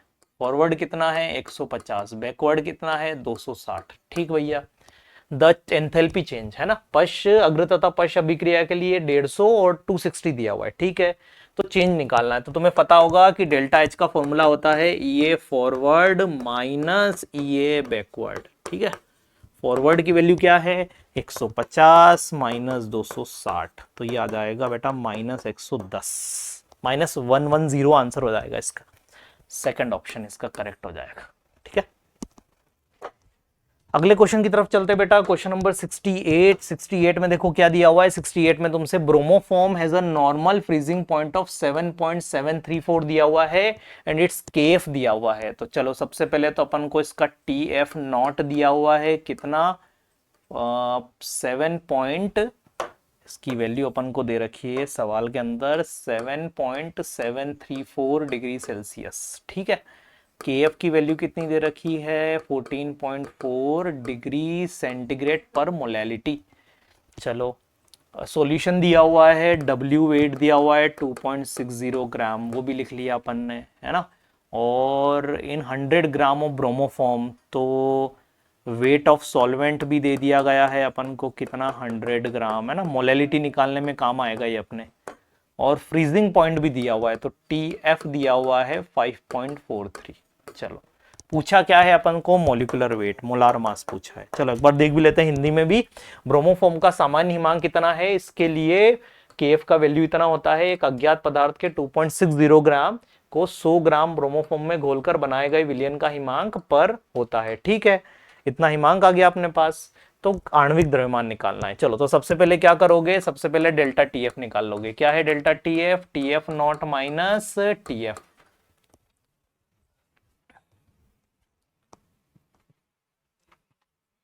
तो TF नॉट माइनस TF आ जाएगा 5.43, या सबसे पहले अपन माइनस कर देते हैं इन दोनों डेटास को, तो ये आ जाएगा 7.734 माइनस 5.43। ठीक है, अब इसको थोड़ा सॉल्व कर लेते हैं। यहाँ पर 7.734 माइनस 5.430, चलो 4 बच गया, 0 बच गया, 7 में से 3 चला जाएगा, 7 में 4 जगह 3 और 2.304 आ गया है ना प्लस में, ये डेल्टा TF आ गया। फिर क्या फॉर्मूला लगा देंगे, delta TF is equal to KF into molality. ये कितना आ जाएगा 2.304 आ जाएगा, 2.304 बराबर वैल्यू आ जाएगी इसमें अपने पास, KF कितना है सवाल के अंदर 14.4 इंटू मोलैलिटी। तो मोलैलिटी के लिए अपन क्या करेंगे, मोलैलिटी के लिए अपन करेंगे 2.60 divided by molar mass into weight 100 ग्राम है, तो 0.1 इसका आंसर आ गया। ठीक है, तो यहाँ से अपन को मोलार मास निकालना है। तो देखो मोलार मास निकालने के लिए क्या करेंगे, पॉइंट लगेगा, तो ये बन जाएगा 144। तो देखो 144 इंटू 2.6 बाय 2.3 के लगभग, तो ये वैल्यू लगभग 1.1 के लगभग आ जाएगी, थोड़ा सा ऊपर। तो 14 इंटू 1.144 इंटू 1.144 से थोड़ा सा बड़ा वैल्यू होना चाहिए अपने पास, तो देखो ऑप्शन के अकॉर्डिंगली चलते हैं तो 162.5 के लगभग आंसर आ रहा है अपना। तो ऑप्शन नंबर 2 बेटा इसमें करेक्ट हो जाएगा अपने लिए। चलिए बच्चों अगले क्वेश्चन की ओर बढ़ते हैं। अगला क्वेश्चन है 69। The correct trend of acidic nature of the following alkynes is. निम्न एल्काइन के अम्लीय प्रकृति का सही क्रम है। तो क्या बनाना है बेटे को, अपने को अल्काइन की अम्लीय प्रकृति का सही क्रम बनाना है। ठीक है, अब अल्काइन एसिडिक होती है क्योंकि यहाँ पर carbon triple bond carbon present होता है और इसमें हाइब्रिडाइजेशन जो होता है sp होता है। तो sp हाइब्रिडाइजेशन वाले कार्बन पर जब नेगेटिव चार्ज आएगा तो वो स्टेबल हो जाएगा, इसीलिए अल्काइन अम्लीय प्रकृति शो करती है। अब देखते हैं किसमें ज्यादा अम्लीय प्रकृति सबसे है। ठीक है, तो फर्स्ट वाले में देखिए, यहाँ पर जब फर्स्ट वाले की बात की जाए तो C ट्रिपल बॉन्ड C और साथ में यहाँ पर 2 हाइड्रोजन जुड़े हुए हैं जो कि ये अल्काइन डोनेट कर सकती है। उसके बाद में सेकंड वाले की बात करते हैं तो सेकंड वाले में हमारे पास क्या है, CH3 C triple bond C और साथ में यहाँ पर 1 हाइड्रोजन जुड़ा हुआ है। फिर अगर अपन अगले वाले कंपाउंड की बात करें तब इस स्थिति में हमारे पास में CH3 C triple bond C और साथ में CH3। तो यहाँ आप देखिए कि जो हाइड्रोजन है एसिडिक स्ट्रेंथ के लिए 2H+ आयन ये अल्काइन डोनेट करेगी, यहाँ पर 1H+ आयन डोनेट करेगी और यहाँ ट्रिपल बॉन्ड वाले कार्बन से कोई भी एसिडिक हाइड्रोजन जुड़े हुए नहीं हैं जो वो क्या कर सके, डोनेट कर सके। तो इसीलिए जो एसिडिटी का क्रम हो जाएगा वो इस प्रकार हो जाएगा, 2 हाइड्रोजन डोनेट करेंगे, यहाँ 1, यहाँ पे कोई भी डोनेट करने के लिए एसिडिक हाइड्रोजन प्रेजेंट नहीं है। तो एसिडिटी के लिए करेक्ट ऑर्डर हो जाएगा सबसे ज्यादा फर्स्ट वाले की, फिर सेकंड और फिर थर्ड। तो 69 का जो आंसर आ जाएगा वो फर्स्ट हो जाएगा और ये अल्काइन की एसिडिक नेचर का सही ऑर्डर होगा या ट्रेंड होगा। नीचे वाले में देखें बेटा तो ये सही नहीं होगा क्योंकि ये बीच में आ रहा है, यहाँ तो लास्ट में आ रहा है, ये भी सही नहीं होगा। और यहाँ पर देखिए कि ये आना चाहिए था पहले और ये इधर आना चाहिए था, तो ये भी सही नहीं होगा, इसीलिए 69 वाले का आंसर फर्स्ट आ जाएगा। अगले क्वेश्चन की ओर बढ़ते हैं बेटा। अगला क्वेश्चन है the addition of HCN to carbonyl compound is an example of.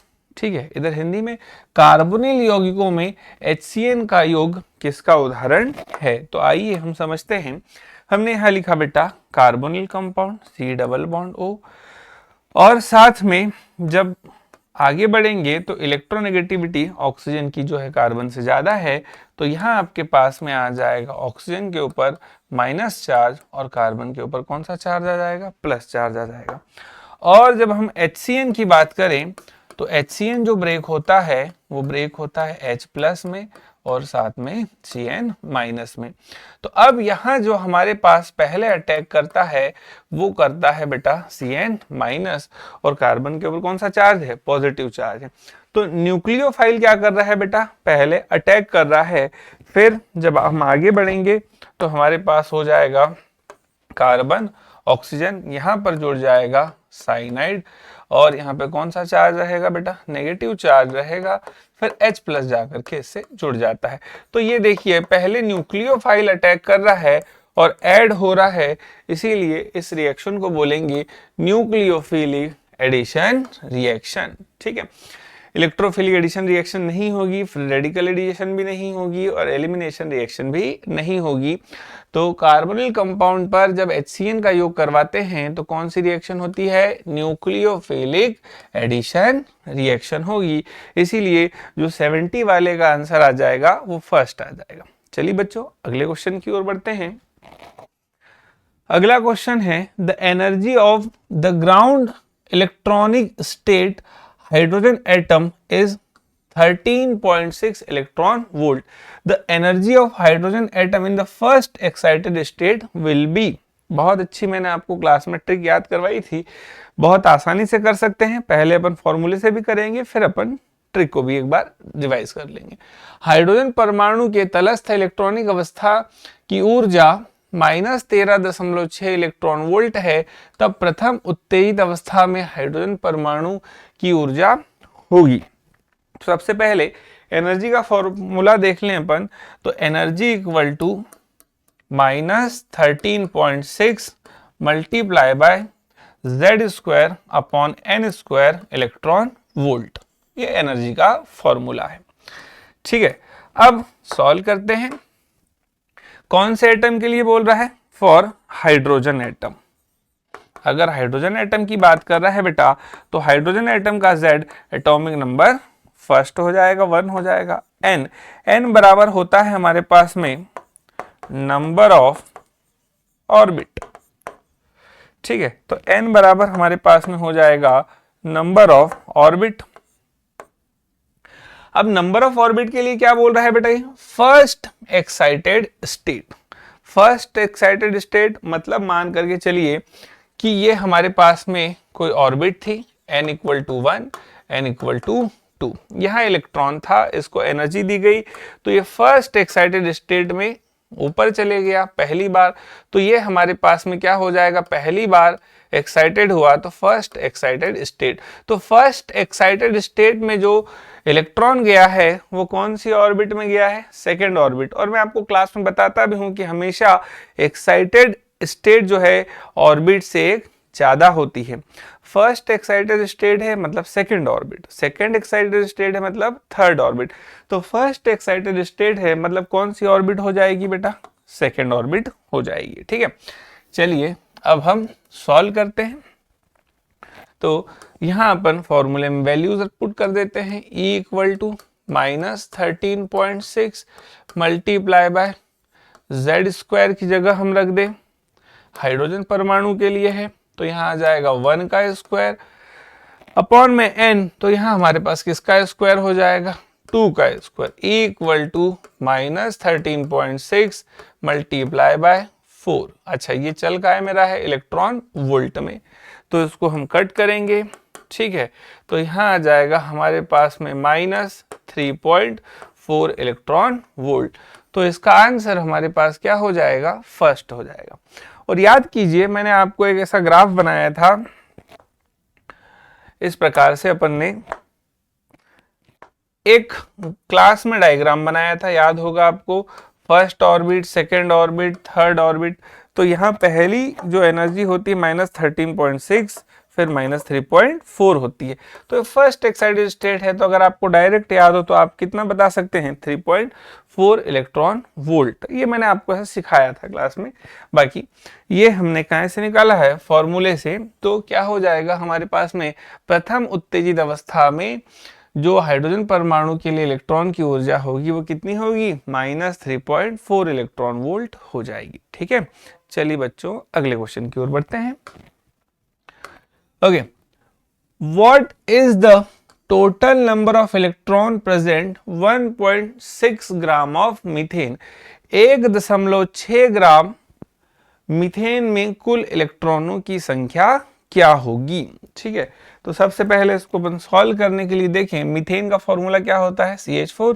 तो अपन देखें कि number of electron in 1 mole of methane. तो 1 मोल मीथेन में इलेक्ट्रॉन कितने होंगे? तो कार्बन में कितने इलेक्ट्रॉन होंगे? 6 इलेक्ट्रॉन, प्लस हाइड्रोजन में एक इलेक्ट्रॉन होते हैं, तो 4 में 4 हो जाएंगे। तो हमारे पास टोटल इलेक्ट्रॉन हो जाएंगे कितने बेटा? 10 इलेक्ट्रॉन्स हो जाएंगे। कितने मोल में? 1 मोल में। अब अपन 1.6 ग्राम के क्या निकाल लें? मोल निकाल लें। तो number of moles in 1.6 gram of methane. तो मोल कैसे निकालते हैं? गिवन वेट अपॉन क्या हो जाएगा बेटा? Molar mass. तो गिवन वेट हमारे पास में कितना दिया है? 1.6 अपॉन में आ जाएगा 16। इसको हम काटेंगे, पॉइंट नीचे चले जाएगा, तो आपके पास में हो जाएगा 1/10। इसको अपन काट देंगे, 0 पॉइंट कितना आ जाएगा? 1 मोल आ जाएगा, 0.1 Na। ठीक है, तो 0.1 क्या हो गया बेटा, Na हो गया। ठीक है, अब 1 मोल में 10 इलेक्ट्रॉन थे, तो 0.1 मोल में कितने होंगे, है ना। तो देखिए इसको अपन थोड़ा सा ऊपर कर लेते हैं। ओके, देखिए number of electron in 0.1 Na of methane, तो 10 मल्टीप्लाई बाय 0.1 Na। आगे सॉल्व करेंगे तो हमारे पास में बेटा आ जाएगा 1 Na ऑफ इलेक्ट्रॉन। अब 1 तो 1 रहेगा, Na की वैल्यू रख देते हैं, तो 6.023 इंटू 10 टू द पावर कितना हो जाएगा 23, और इसको सॉल्व करेंगे तो 6.023 इंटू 10 टू द पावर कितना हो जाएगा 23। तो ये हमारे पास में क्या आ जाएगा बेटा, आंसर आ जाएगा। तो देखिए इस क्वेश्चन का आंसर क्या होगा, इस क्वेश्चन का आंसर हमारे पास में क्या हो जाएगा, फर्स्ट हो जाएगा। तो 72 वाले आंसर का क्वेश्चन हो जाएगा फर्स्ट। कितने नंबर ऑफ इलेक्ट्रॉन होंगे, 6.023 into 10 to the power 23 electrons present होंगे। चलिए बच्चों अगले क्वेश्चन की ओर बढ़ते हैं। अगला क्वेश्चन है व्हेन 73 नंबर का है, when 0.1 mole of MnO4 is oxidise the, अच्छा अपने को क्या बोल रहा है कि हमारे पास एक कंपाउंड है, when 0.1 mole MnO4 is oxidized, the quantity of electricity required to completely oxidize MnO4 to MnO4 is, Hindi में पढ़ते हैं, हिंदी में क्या बोल रहा है बच्चों, तो हिंदी में बोल रहा है जब 0.1 मोल MnO4 का ऑक्सीकरण होता है तब MnO4 को MnO4 में पूर्ण ऑक्सीकरण करने के लिए कितने विद्युत की आवश्यकता होती है, मतलब चार्ज पूछ रहा है कितने Q की आवश्यकता होगी। तो पहले इक्वेशन लिख लेते हैं बेटा, MnO4 कितनी क्वांटिटी है 0.1 मोल, किसमें कन्वर्ट हो रहा है, तो ये कन्वर्ट हो रहा है MnO4 और -1 में कन्वर्ट हो रहा है।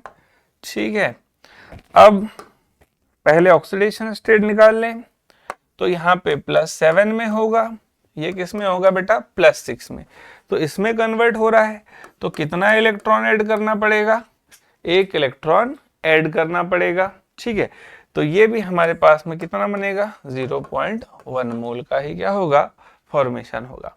अब अपने से Q पूछा है, तो Q इक्वल टू हो जाएगा 0.1 मोल इंटू फेराडे। फेराडे हमारे पास में क्या है बेटा चार्ज है। अब 1 इलेक्ट्रॉन है तो कितना फेराडे लगेगा 1, तो 0.1 मल्टीप्लाई बाय कितना हो जाएगा 96500 कुलाम। ये फेराडे की अपन ने क्या रख दी बेटा वैल्यू पुट कर दी। अब जब अपन सॉल्व करेंगे तो Q इक्वल टू 1 0 कम हो जाएगी 9650 और क्या हो जाएगा कुलाम आ जाएगा। एक ही फेराडे क्यों लगा सर जी यहाँ पे, क्योंकि यहाँ पे कितना इलेक्ट्रॉन था 1 इलेक्ट्रॉन था, तो इसका आंसर हमारे पास क्या हो जाएगा थर्ड हो जाएगा। 73 का जो आंसर है वो क्या हो जाएगा बेटा थर्ड हो जाएगा। चलिए अगले क्वेश्चन की ओर बढ़ते हैं।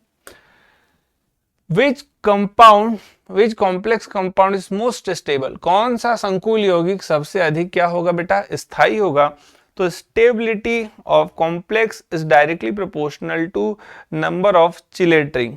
तो जितनी चिलेटरिंग ज्यादा बनती है उतनी स्टेबिलिटी ज्यादा होगी, और भी चीजों पर डिपेंड करता है। पर देखिए यहाँ पर En है, ये चिलेटिंग लिगेंड है, किलेट बनाएगा, 2 किलेट वलय बनाएगा, और किलेट वलय बनाएगा तो इसकी स्टेबिलिटी क्या हो जाएगी ज्यादा हो जाएगी, इसीलिए 74 का क्या आ जाएगा बेटा 1 आ जाएगा। ठीक है, अगले क्वेश्चन की ओर बढ़ते हैं। Okay, in which of the following equilibrium Kc and Kp are not equal.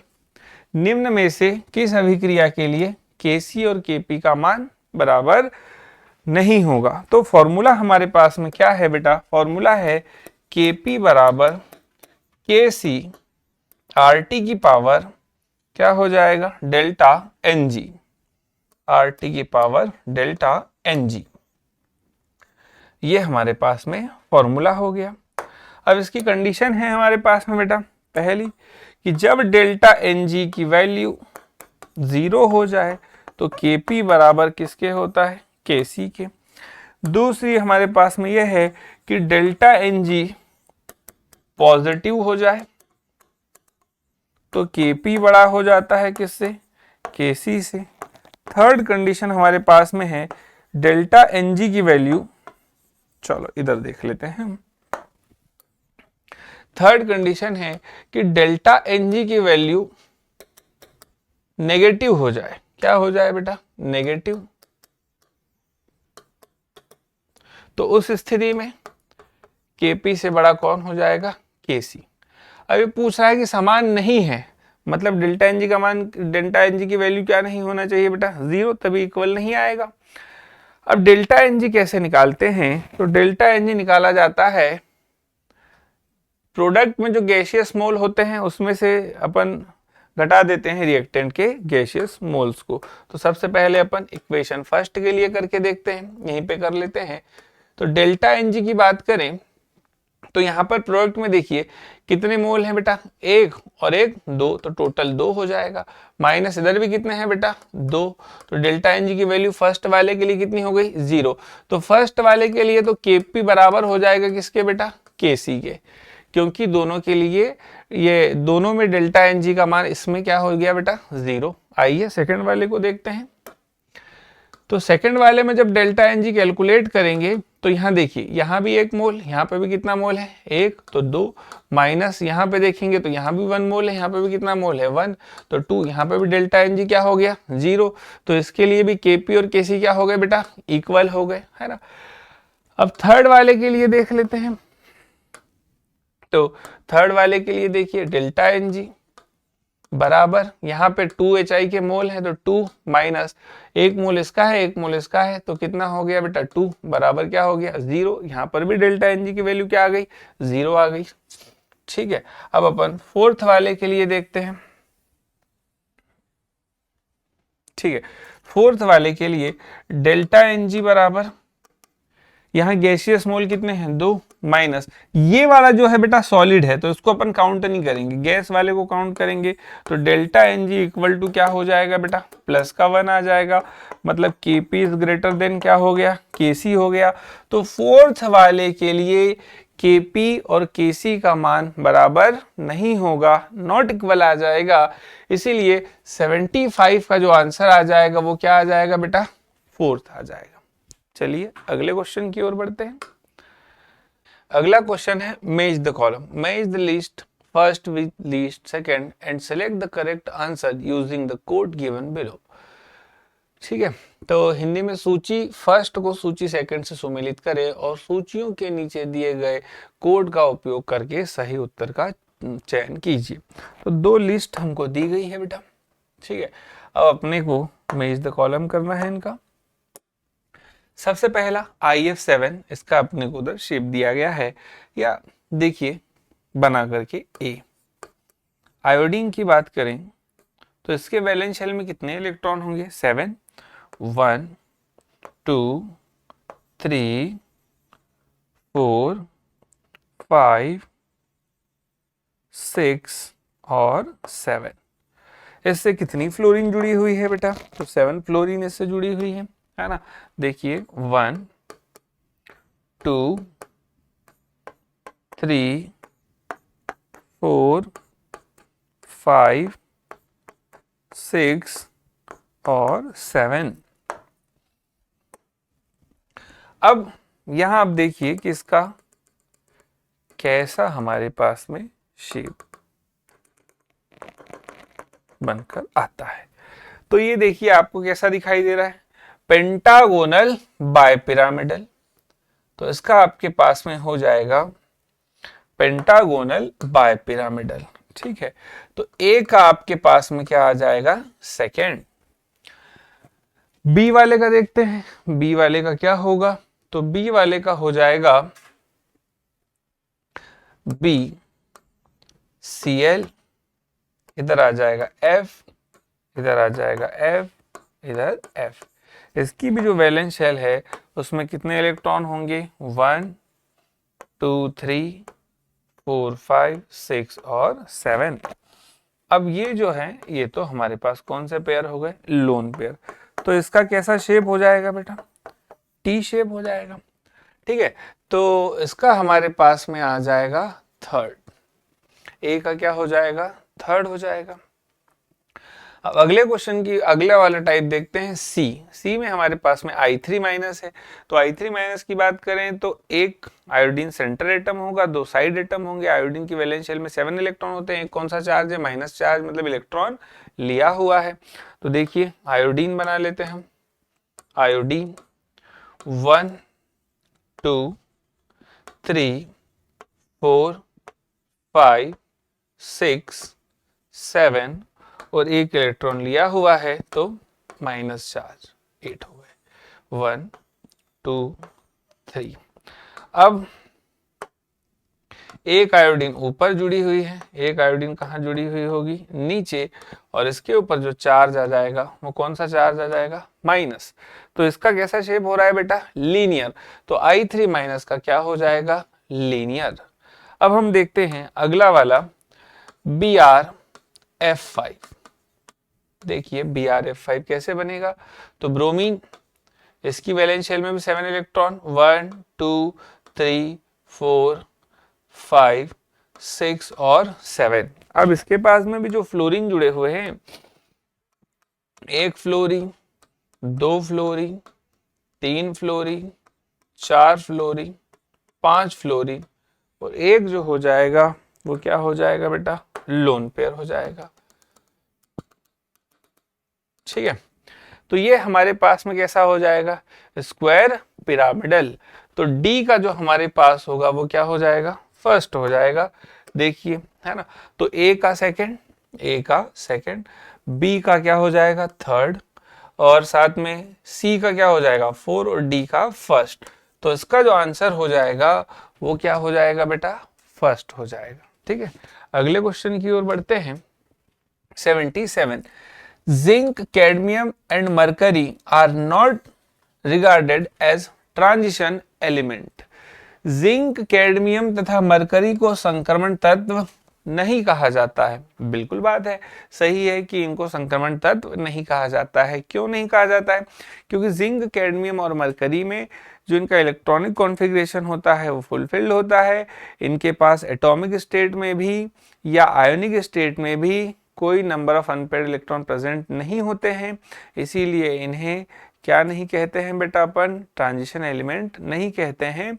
ये संक्रमण तत्व नहीं है, पर ये डी ब्लॉक के एलिमेंट हैं। ठीक है, तो देखिए कथन हमारे पास में, असर्शन तो सही हो गया, अभी कथन सही हो गया। कारण, zinc, cadmium and mercury have the electronic configuration represent as NH2n-1 D10 fulfilled है। ठीक है, have no unpaired electrons in the atomic और ionic state, therefore they are not called transition element. तो रीजन भी सही है इसका, है ना।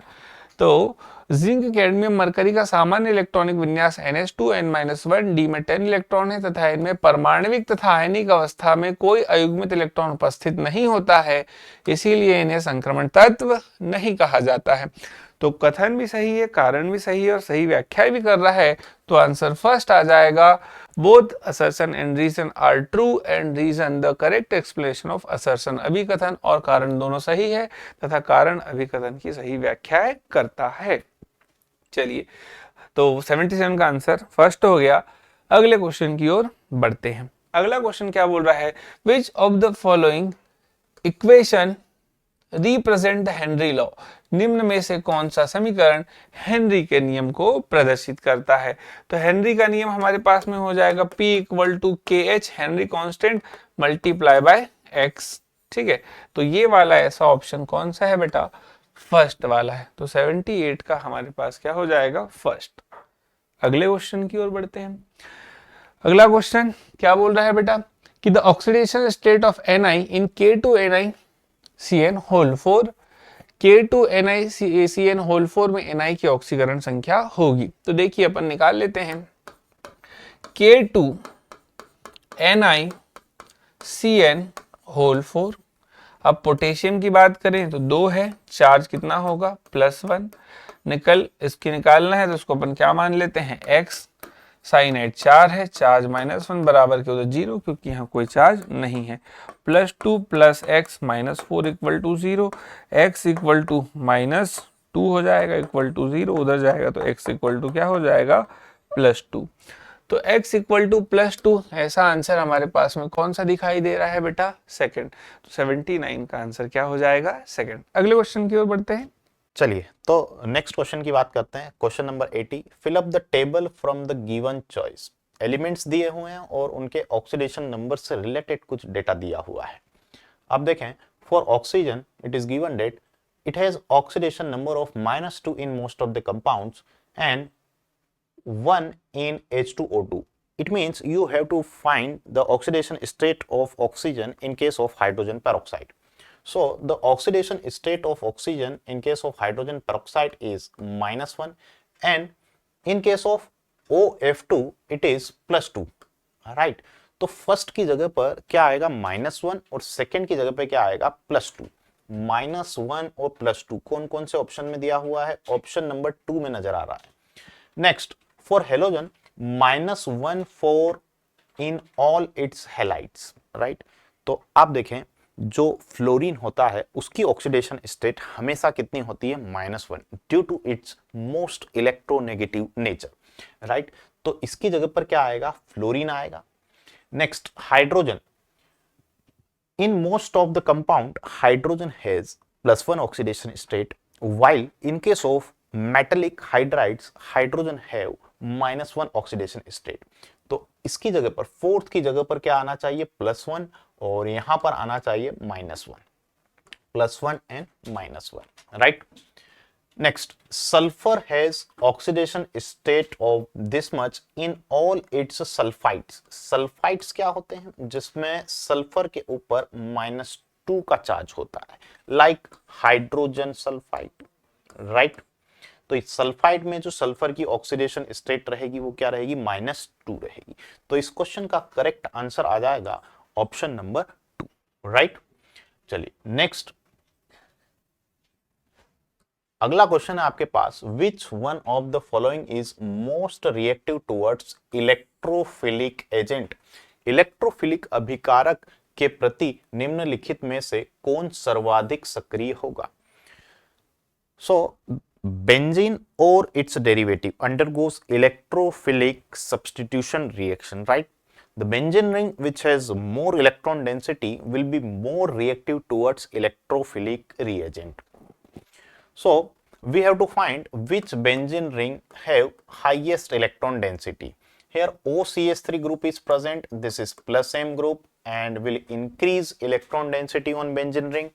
Here OH is present and the +M effect of OH is greater as compared to OR group. Right, तो यहां पर इलेक्ट्रॉन डेंसिटी ज्यादा रहेगी, यहां पर ये भी +M ग्रुप है बट इसका +M ग्रुप OH से क्या रहेगा, कम रहेगा।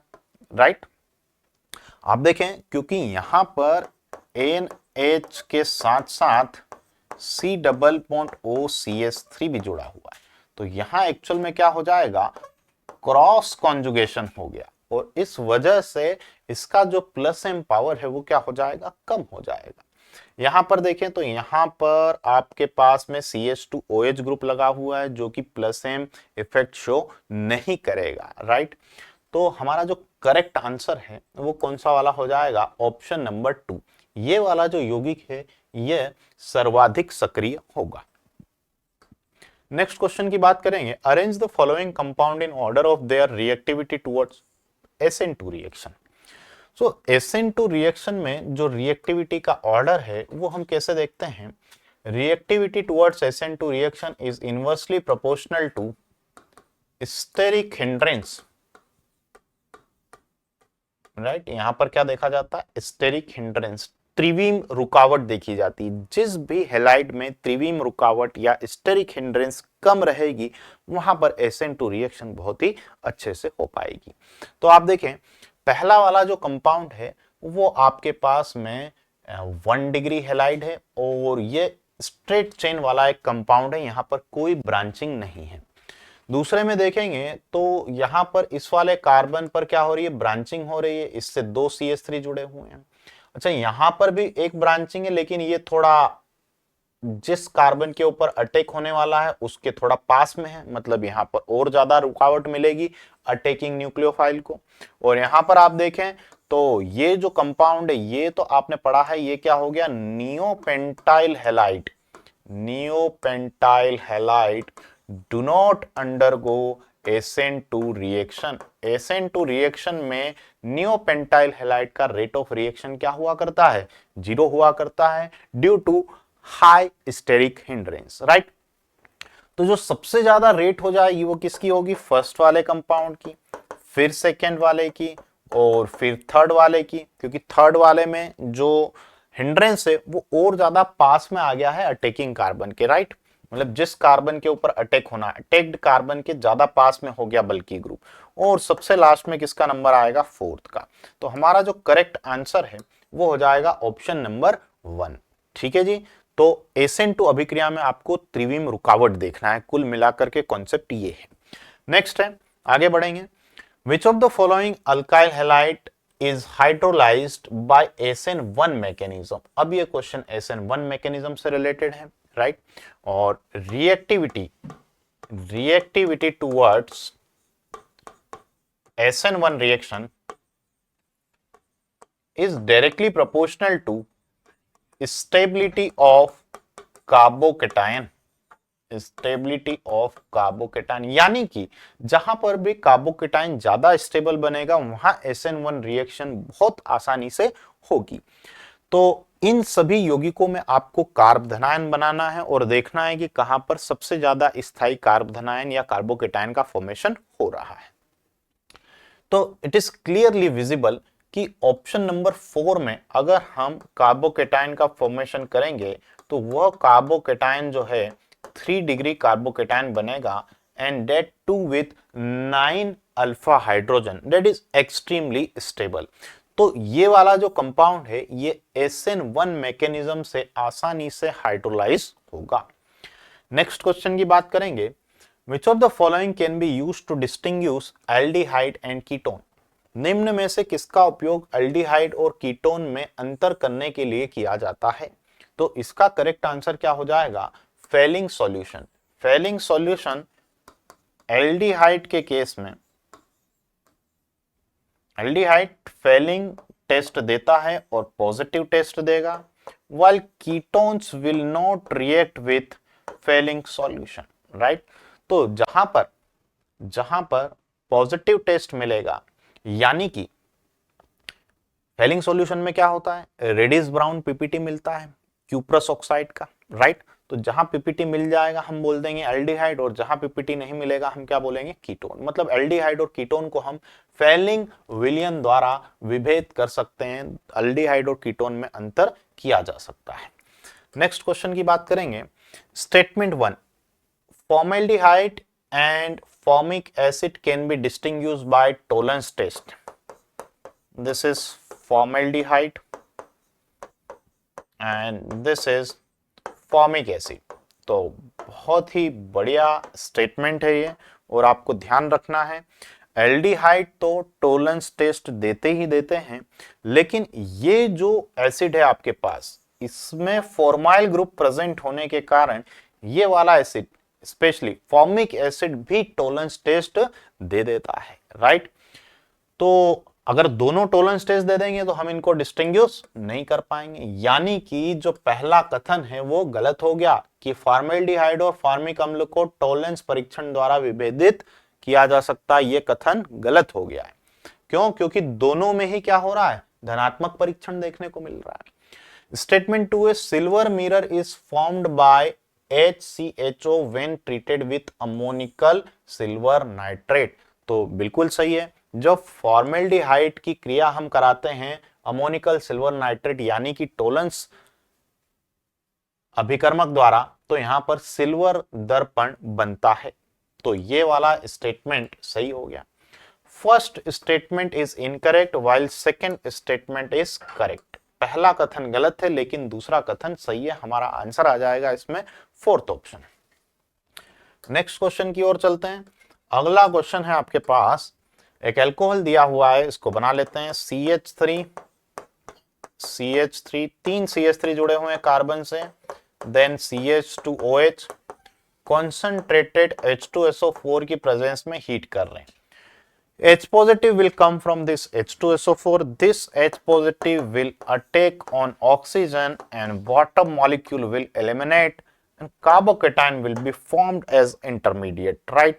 तो यहाँ पर हमने बना दिया ये carbocation and this is 1 degree carbocation, right? If you see that this carbocation has a possibility of shifting, methyl shift will occur to form 3 degree carbocation, right? So this carbocation will form. Now H positive will release from this carbon or this carbon, right, to give alkene. So most stable alkene will be this alkene, because this alkene contains more number of alpha hydrogen, right? So the major product will be this alkene. अब इसका structure हम देख लेते हैं। एक carbon है, उस carbon से दो CH3 जुड़े हुए हैं और अगले कार्बन के साथ डबल बॉन्ड है और फिर CH3, यानी कि हमारा जो करेक्ट आंसर है वो कौन सा वाला हो जाएगा? Option number 1। तो सबसे पहले H positive will attack on this oxygen to eliminate water and form carbocation intermediate. This carbocation will undergo rearrangement to form more stable carbocation, and due to hyperconjugation, or you can directly remove H positive from adjacent carbon to form alkene, right?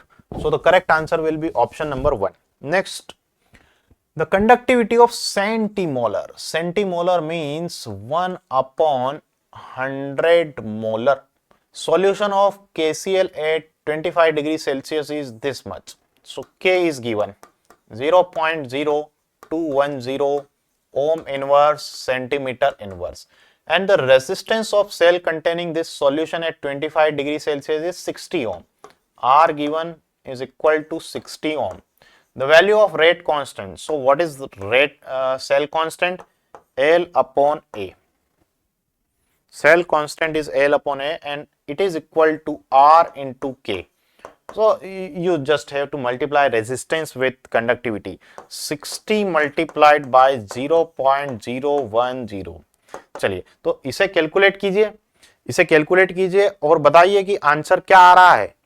इसे calculate कीजिए और बताइए answer क्या आ रहा है। ठीक है, तो मैं इसको अप्रोक्सीमेटली कैलकुलेट करके देखता हूं।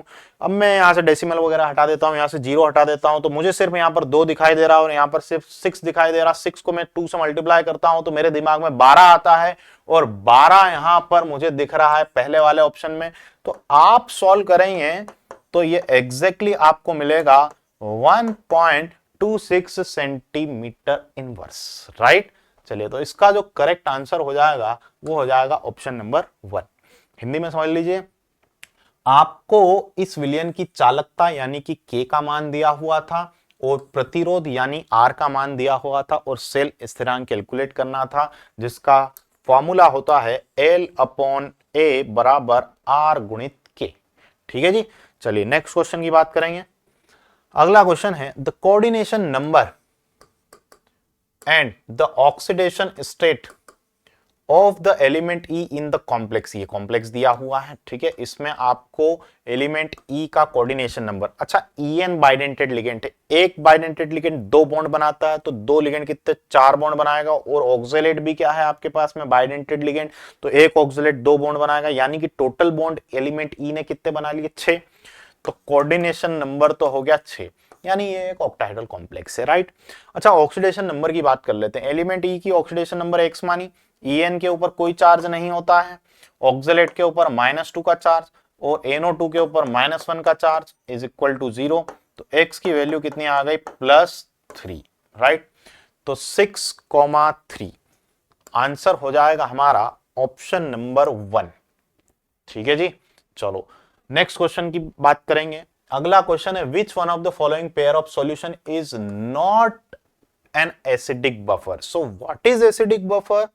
The mixture of solution of weak acid plus its salt with strong base behaves like acidic buffer. अब आप देखें यहां पर इस ऑप्शन में आपको वीक एसिड दिया हुआ, उसका सॉल्ट दिया हुआ, yes this will behave like acidic buffer. Again, carbonic acid is weak acid and its salt. Mixture of these two solution will behave like acidic buffer, right? Similarly, third will also behave like acidic buffer. यहाँ पर आपको HClO4 perchloric acid, this is strong acid, और strong acid आ गया तो ये acidic buffer नहीं रहेगा. अम्लीय बफर में आपको क्या चाहिए? एक दुर्बल अम्ल का विलयन चाहिए और उस दुर्बल अम्ल के लवण का विलयन आपको चाहिए, राइट? यहां पर HClO4 कैसा अम्ल होता है? प्रबल अम्ल होता है, इसलिए यह जो मिश्रण है ये अम्लीय बफर की तरह कार्य नहीं करेगा. नेक्स्ट क्वेश्चन की बात करेंगे. Group 13 element show +1 and +3 oxidation state. Relative stability of +3 oxidation state में बी. समूह 13 के तत्व +1 और +3 ऑक्सीकरण अवस्था दर्शाते हैं और आपको यहां पर बताना है कि +3 ऑक्सीकरण अवस्था का अपेक्षित स्थायित्व या अपेक्षित स्थायित्व का क्रम क्या रहेगा. तो हमें पता है कि जब डाउन द ग्रुप हम बढ़ते हैं आगे ग्रुप नंबर 13 में 14 में, तो क्या होता है? लोअर ऑक्सीडेशन स्टेट की स्टेबिलिटी बढ़ती है और हायर ऑक्सीडेशन स्टेट की स्टेबिलिटी कम होती है. तो +1 और +3 क्या हो गया? हायर ऑक्सीडेशन स्टेट हो गया, तो इसकी स्टेबिलिटी ऊपर से नीचे जाने पर क्या होगी? कम होगी, राइट? तो सबसे ज्यादा स्टेबल कौन सा रहेगा? B3+, फिर Al3+, फिर गैलियम 3 पॉजिटिव, इंडियम 3 पॉजिटिव और थैलियम 3 पॉजिटिव. तो करेक्ट आंसर जो है वो हमारा आ जाएगा ऑप्शन नंबर 2. ठीक है जी.